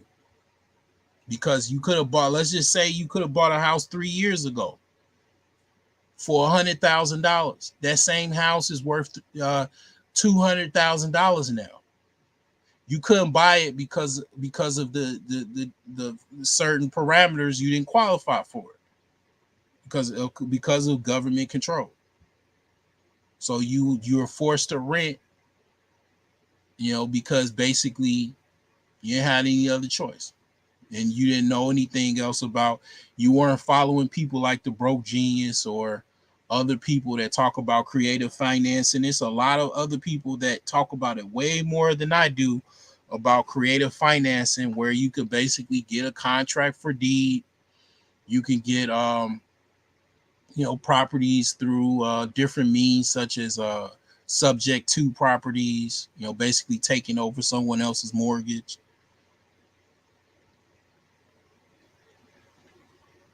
So it's like, yeah, I mean, sometimes you gotta be a hustler. You gotta have that know-how, or go or tap into someone else that actually knows, and trust them and see it through.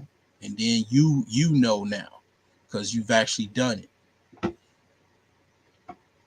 But yeah, I mean, it's a lot of people still living in hotels. I saw people living in hotels when I was living in a hotel, that they were forced to live in hotels. And I asked the person at the desk, why are these people living in hotels? They can't qualify for a mortgage.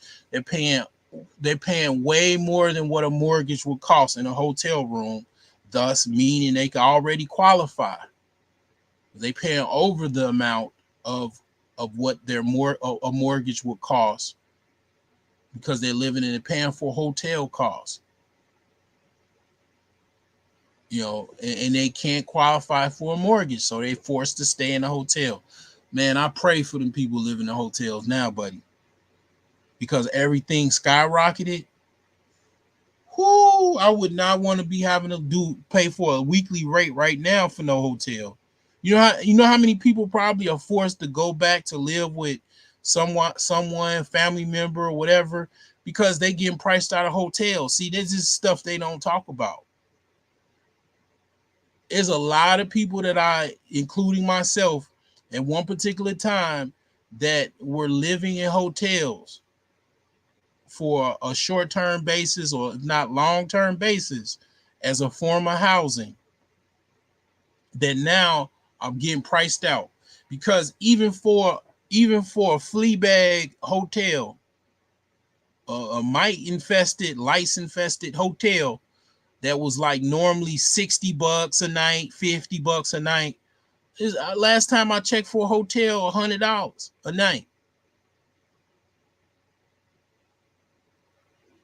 I mean, I'm talking Motel 6, Super 8, extended stays. I mean, these are like, low grade hotels. These are $100 a night. And this is for people, low income, so you could afford to get a place to stay. Some people live in them long term. They're priced out. You can't get a mortgage because of the governmental controls.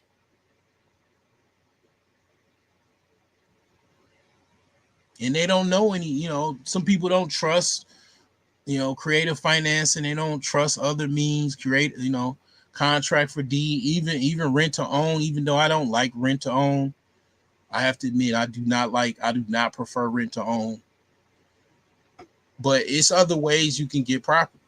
And unfortunately, yeah, rent to own is a way you can get it. But I did a video on rent to own. I mean, in short, you just have to buy a property that two ways you got to look at it.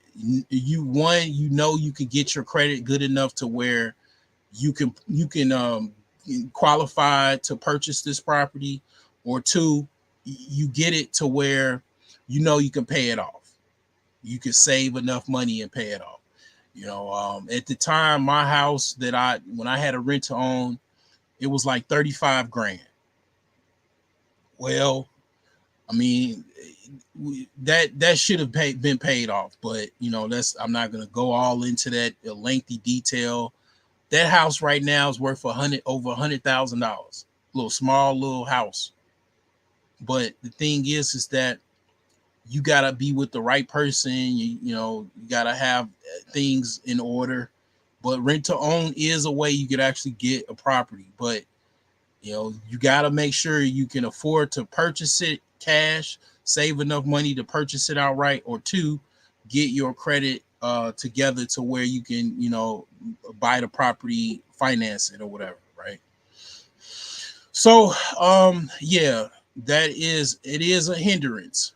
Government control is a hindrance to getting capital, even getting locked up for frivolous shit like marijuana charges, low amounts of drugs on your possession, getting locked up for years, getting locked up for frivolous crimes. When you get locked up, it's almost like a death. It's almost like dying, but you're still alive. Whatever bills you have, you cannot pay it unless you have like unless you have a woman or whatever. You get locked up, or vice versa. You got some money laying around or some checks or whatever on standby. Whatever you go when you get locked up, everything crashes. Basically all your bills. You got a house, you gonna lose it.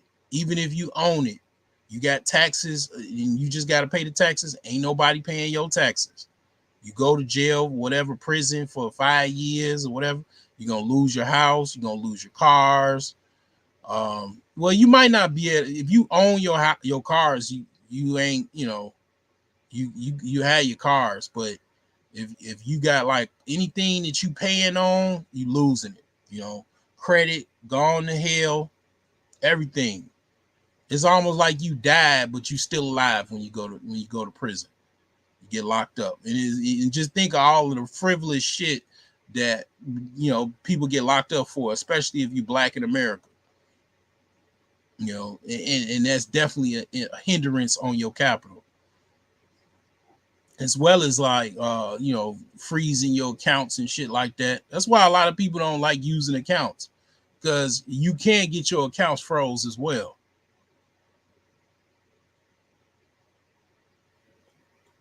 So number two, just overall human competition.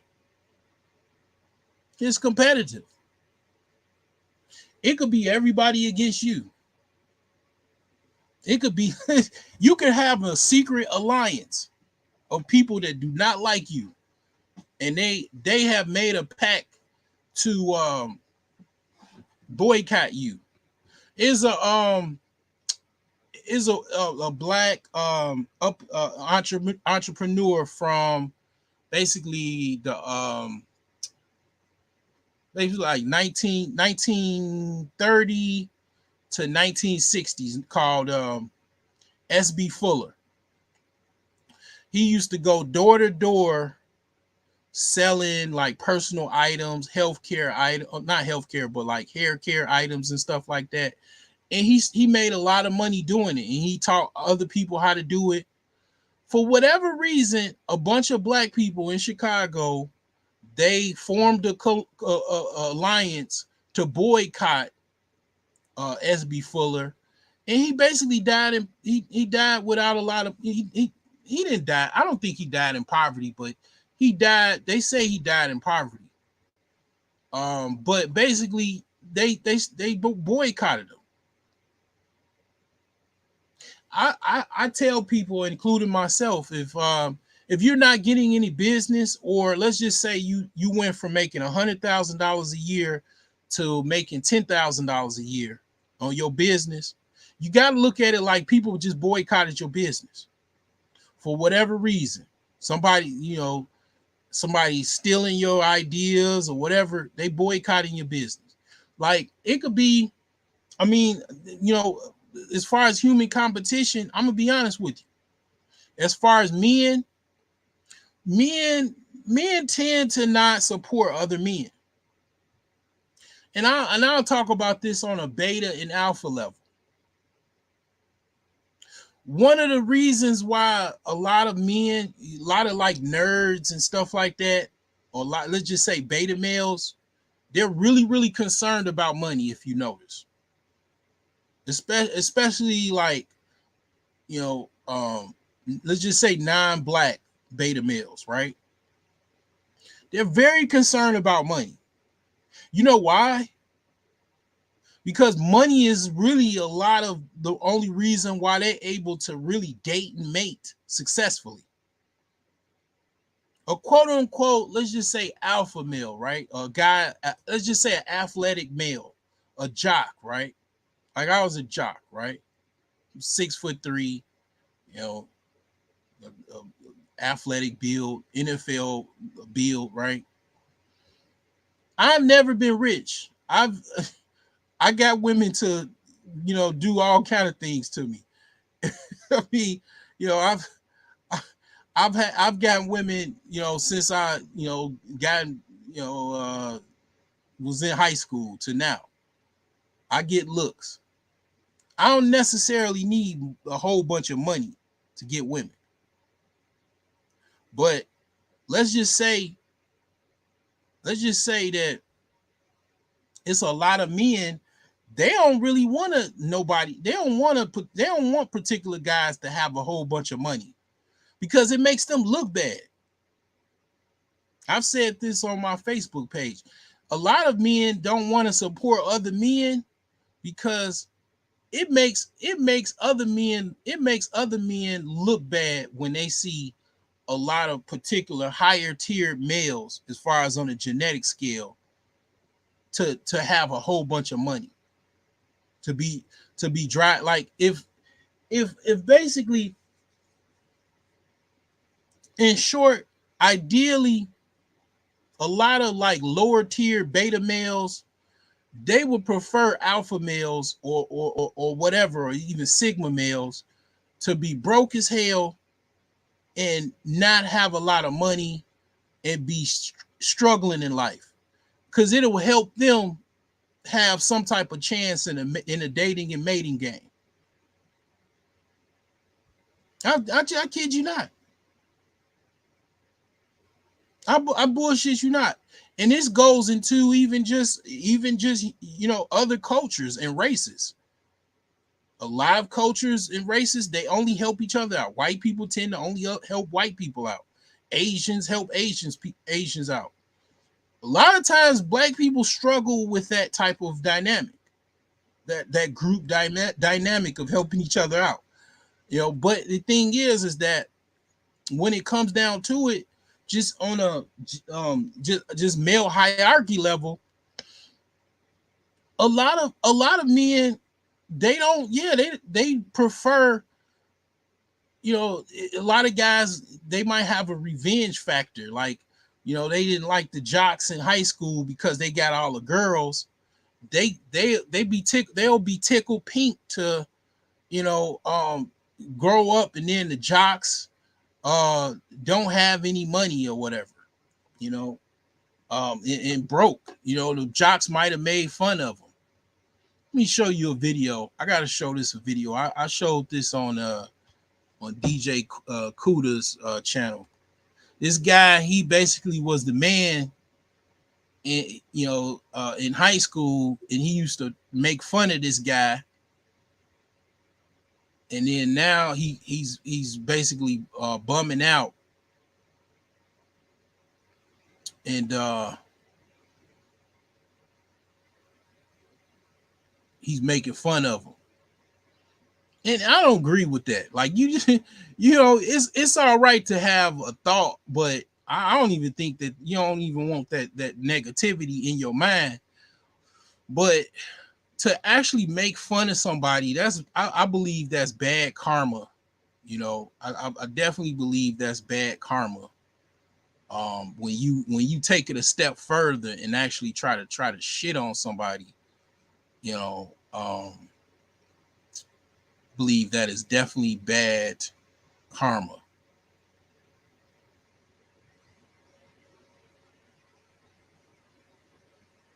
Yeah, this is the video right here. Damn. Okay, hold on. We'll play this video. And it's basically, that's what I'm talking about. Like, a lot of times people, they don't want you to actually, they really don't want you to be successful. Now, hold on. Let me play this video. Hold on. Let me play this one.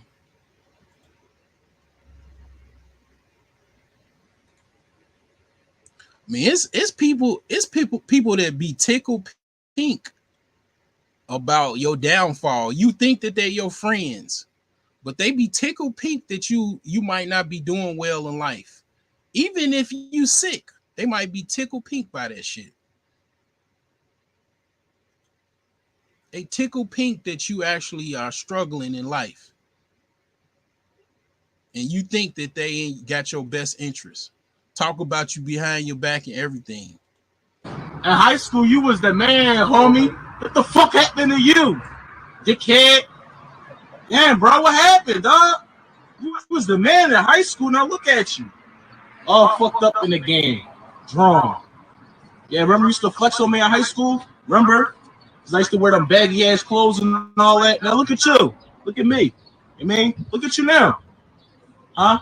And it's like, man, you would thought he showed him a freaking Lexus or something like that, brand new. He got a 2005. I used to wear them baggy ass clothes and all that. Now look at you. Look at me. He got. Is that a Malibu? I mean, come on, like that's like one oil change away from the engine blowing, and it's like this just because he got a little old ass car, he doing it. it's like I mean, come on, man. You know, I mean, look at you now, huh? You just school. You ain't gonna say shit. School. You can smoke your tree. You can smoke your tree. All right, dickhead. What? I'm not shaking your hand. Look at you, dog. Tighten the fuck up, bro. Tighten the fuck up, bro. Real shit. Tighten the fuck up. Look at you, dog. You drawn. Look ass butters, man. You drawn, dog. Tighten the fuck up. Look, I ain't got my eggs on y'all. Yoke the shit out you. In high school, you was the man. yeah, man. It's people that they really waiting for your downfall, man. You know, I'm telling you, like you thinking that it's people that's rooting for you and shit like that. They really laughing at your downfall, man. You on social media and you know, they waiting for your ass to basically you know, have some type of negative, you know, situation in your life. You know, you thinking they your homies, your bros and your sisters, but they really, man, just waiting for you to, you know, freaking go broke or go get sick, something like that. Yeah, it's cold, man. It's animalistic. You know, people tend to, you know, like animals hoard food. Well, money is food. To us, money is more like food. And yeah, don't, you know, a lot of people tend to not want to give you any money or give you any type of help, you know, because they want to be, as far as men want to have all of the money so they can have some type of sexual access to women. But see, here's the thing where men, a lot of, you know, lower tier beta males that have money get pissed off at. This is where they get pissed off. Only women that will have sex for money is prostitutes and gold diggers, right? Most women are not going to have sex with you just because you have money. It's a lot of women, they quiet, even women that are outspoken. They talk about they don't want a dusty or they don't want a broke guy. They boyfriend, they baby daddy is a dusty broke guy.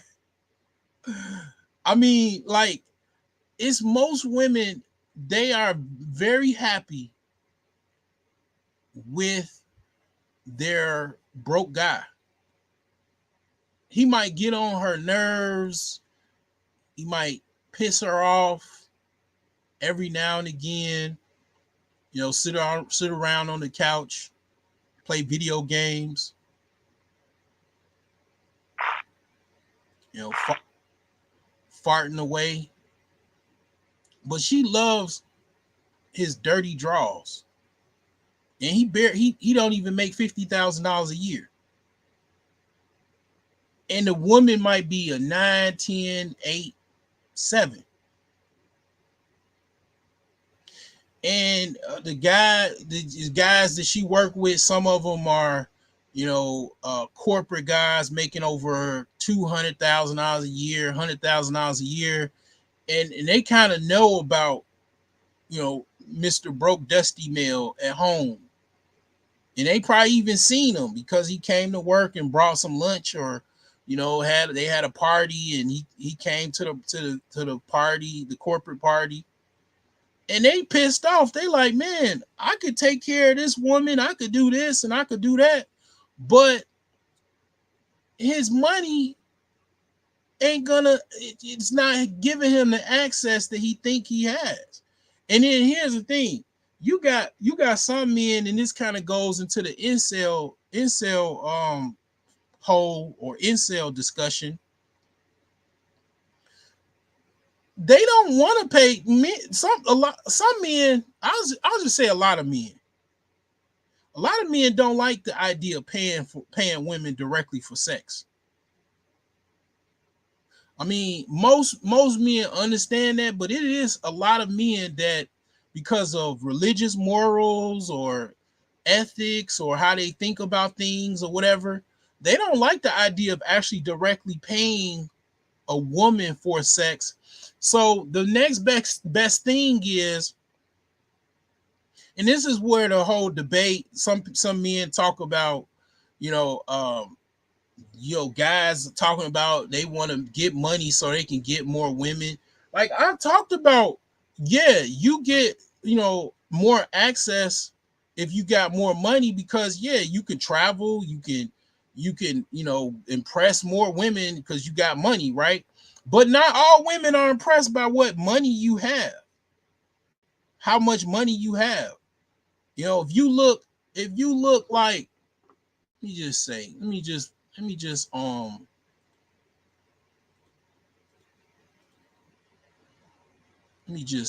me show, for example, like I mean, I ain't even gotta show no examples. You already know what I'm talking about. If you look like Barney Rubble,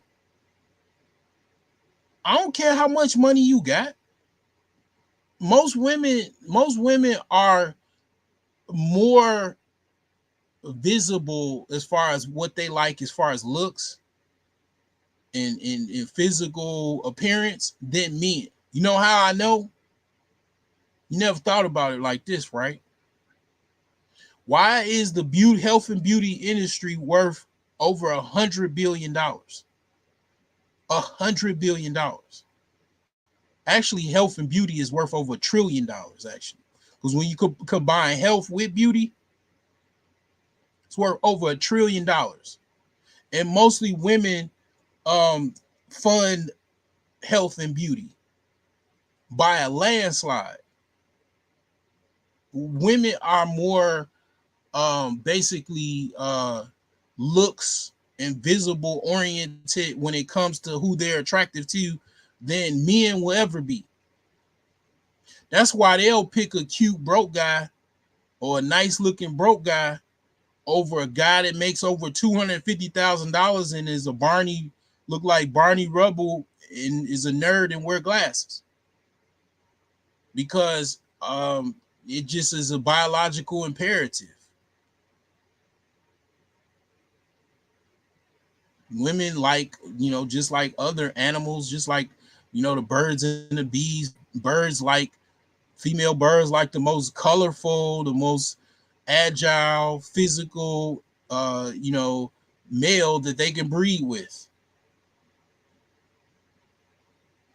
They'll make, and then women make money now, so they could just basically cover. They'll they'll fill in the gaps and be like, you know what, I'm secure, I'm safe. He's got a Glock. I know he plays Madden all day and he struggles to find a job, but he fucks me good. He's got a Glock. Nobody comes around me because they're scared of him. He takes care of the kids. They cool with it. And they look good. 10, 9, 8, 7, right? And guys that got money that don't quite understand. I didn't graduated magna cum laude at this Ivy League school. I make this much money, and I drive this, and I live in a mansion or whatever, but I still have struggles with women. Because basically, the only guarantee that you can have sex with women if you got money is, like I say, a gold digger or a prostitute. It's a lot of women that, because of morals and ethics, they're not sleeping with men because they got money. They talk about that shit For every city girl, it's just another chick that just listens to city girls. She's not actually trying to sleep with men for money. It's only so many women that actually are looking for a sugar daddy that's, gold digger or prostitute. The woman that you want that probably works in corporate America that's fine as hell, if she doesn't already have a husband and or boyfriend, she's not about to have sex with you because you had a degree and you make a whole bunch of money and you have a high position. And that's why a lot of guys, they get pissed off by, they always they talk about broke guys and worse than some women do, because they're pissed off that basically in their minds, human competition when it comes to dating and mating, they should be top pick because they have the money, they have the accomplishments as far as educational accolades and shit like that. The same way women think because they have educational accolades. Like I say, I got my suit on today. Shout out to Kevin Samuels. Just because a woman has educational accolades and or even money does not equate to her being top pick when it comes to dating and mating. Money don't make men come, and it don't make women do either. And when it comes down to it, these same men, if they would be smart, right? If they had any intelligence, right, that you didn't have to go to college or whatever to get, they would get somebody what is called a wingman. Your wingman, your friend is supposed to be your wingman. Y'all go to the club, he get the girl for you, or get like they got a group of friends. He's the person, the lead man that basically gets the chick, the main chick, the Queen Bee out the bunch. Shout out to cousin Tita. He breaks the Queen Bee down, so she pretty much, y'all both can get in the group. Then next thing you know, he's either smashing it, your wingman is smashing the Queen Bee, and then you smashing the other friend. But see, now you thinking, oh, my graduate degree and my $250,000 job, my $150,000 in the bank that I saved over the years, my Lambo and my nice little mini mansion is gonna give me the chick. When we ain't nothing but animals. At the end of the day, we're just humans, which are animals. And that actually works better if you actually had a friend. I've gotten a lot of pussy based off of my friends. Facts. I ain't never the person that ain't gonna acknowledge a person or whatever like that. Some of my friends, that's how some of the women that I got with was based off of me being either a wingman or they being a wingman. Facts. And it's like you think because you being accomplished, like I say again, educational accolades and or money, you could do it by yourself and get, you supposed to get women, you supposed to be top tier and get women based off of that. If anything, that works well if you trying to buy, like, let's just say if you're trying to in India, they do that. Like if you're a doctor, a lawyer, you go to the father and you basically pay some type of dowry, you get a wife. But that's how that works. But as far as like, if you thinking because you basically made a whole bunch of money, and like I say, you look like Barney Rubble, and you wear thick bifocals, and you got money, you got cars, you got the mansion or whatever, that a whole bunch of women are supposed to want you. Only, like I say, only gold diggers and prostitutes are gonna have sex with you because of your money. and that hurts a lot of men. That hurts their soul. And then they want to talk about, basically broke guys, thug guys, hood guys, and shit like that because them guys are broke and they still getting pussy.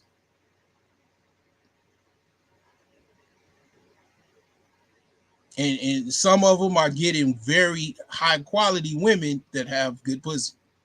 And that bothers a lot of men for some reason. And it's like, yeah, it's human competition. And the thing about it is, all you had to do, and it kind of goes into some like pimp shit, but not really. You can actually get women by helping men.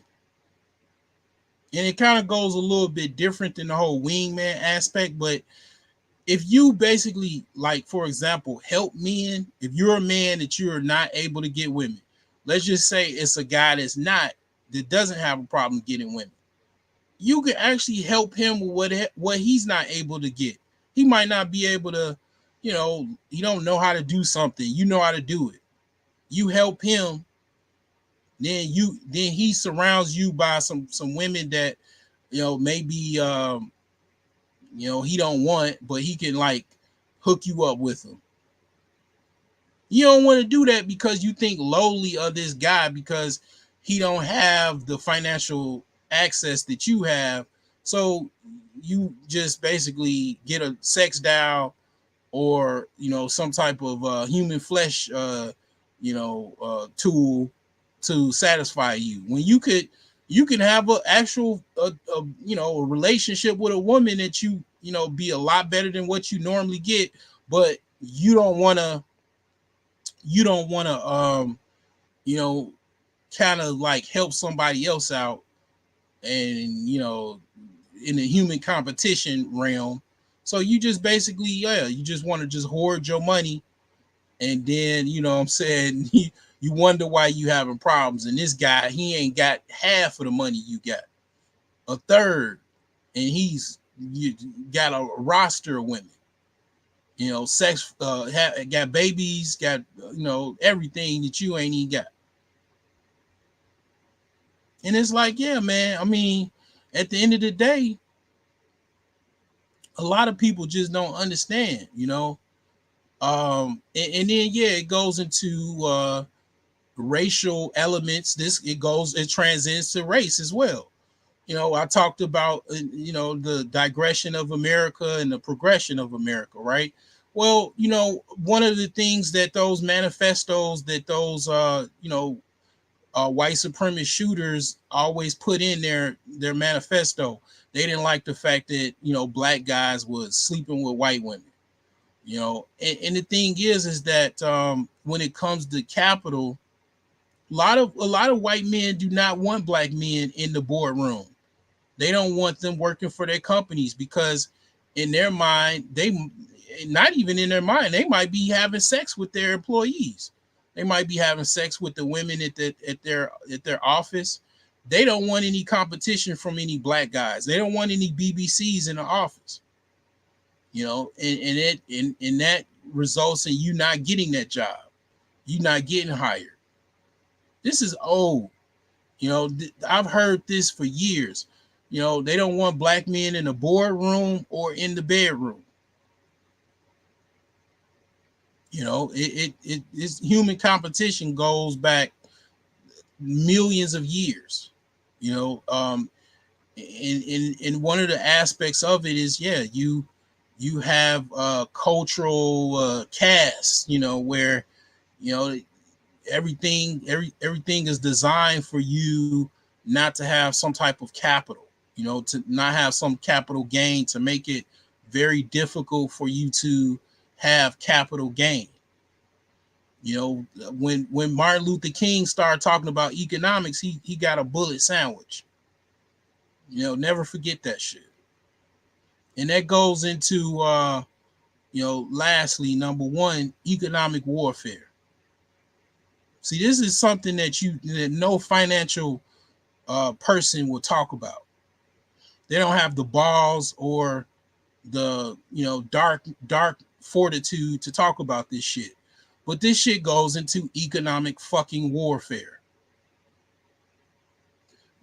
under the 10 reasons why capital is hard to attain in America. Yeah, good old fucking old fashioned economic warfare. What do you think the Iran missile contra was about? What do you think the Nicaraguan war, when they basically secretly funded under the Reagan administration, a legal war down in South America, and used basically cocaine to basically do two things. One, basically finance an illegal, uncontested, unvoted war that was not voted in Congress, and then two, flood Black America with drugs, so basically Black men could kill each other, and of course, South Americans as well as Spanish and Hispanics kill each other wholesale over drugs and drug money, and in actual people getting locked up, and then they're away from their families, and getting killed, thus not being around their families. One of the reasons why this is what a lot of people don't really say. Well, some people say one of the reasons why it wasn't no Black fathers in the household in the 90s, in the 2000s, it was due to fucking being locked up in prison because they sold dope. And where did the dope come from? Black people don't make no fucking, they don't grow any cocaine plants. So this shit goes down to good old fashioned economic warfare. It gets nasty and dirty that way. It gets good old fashioned. Just, I don't want you to have any money, be broke and die. Unfortunately, like, I'm probably the only financial channel in the entire web that's talking this.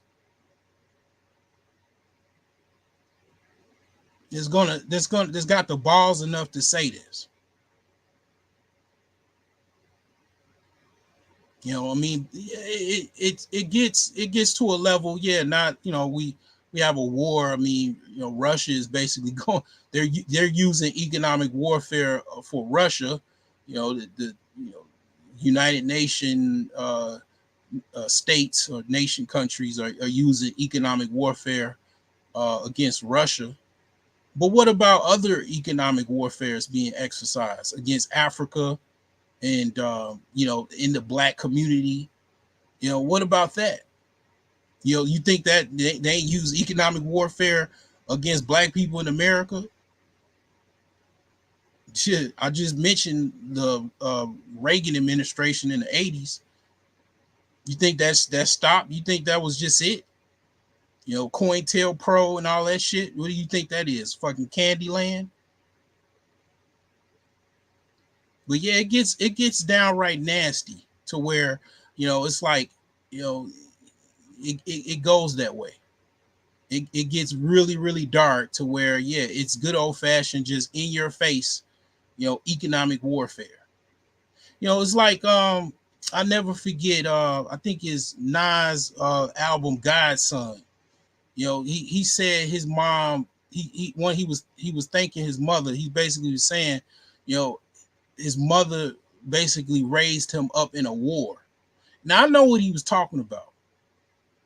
I know what he was talking about. But yeah, I mean, it goes that way. You could even say economic warfare was the slave trade was economic warfare. You could say Jim Crow was economic warfare. Segregation. Yeah, it's nasty. I know a lot of people don't want to talk about that shit. But like I said, I leave no stone unturned when it comes to this issue.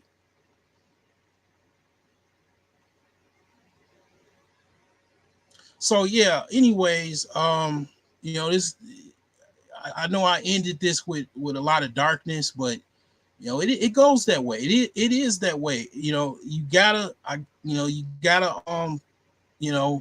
speak of the beast at times. And unfortunately, yeah, it is pretty accurate. Number one is very dark, unfortunately.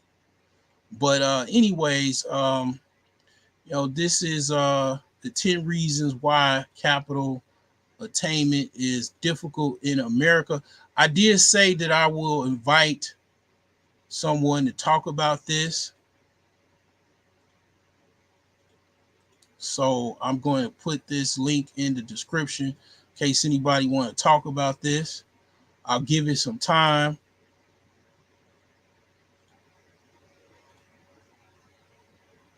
Put that in the chat there. I'll pause this video real quick and I'll be right back. And in case you want to talk about this, I'll be right back.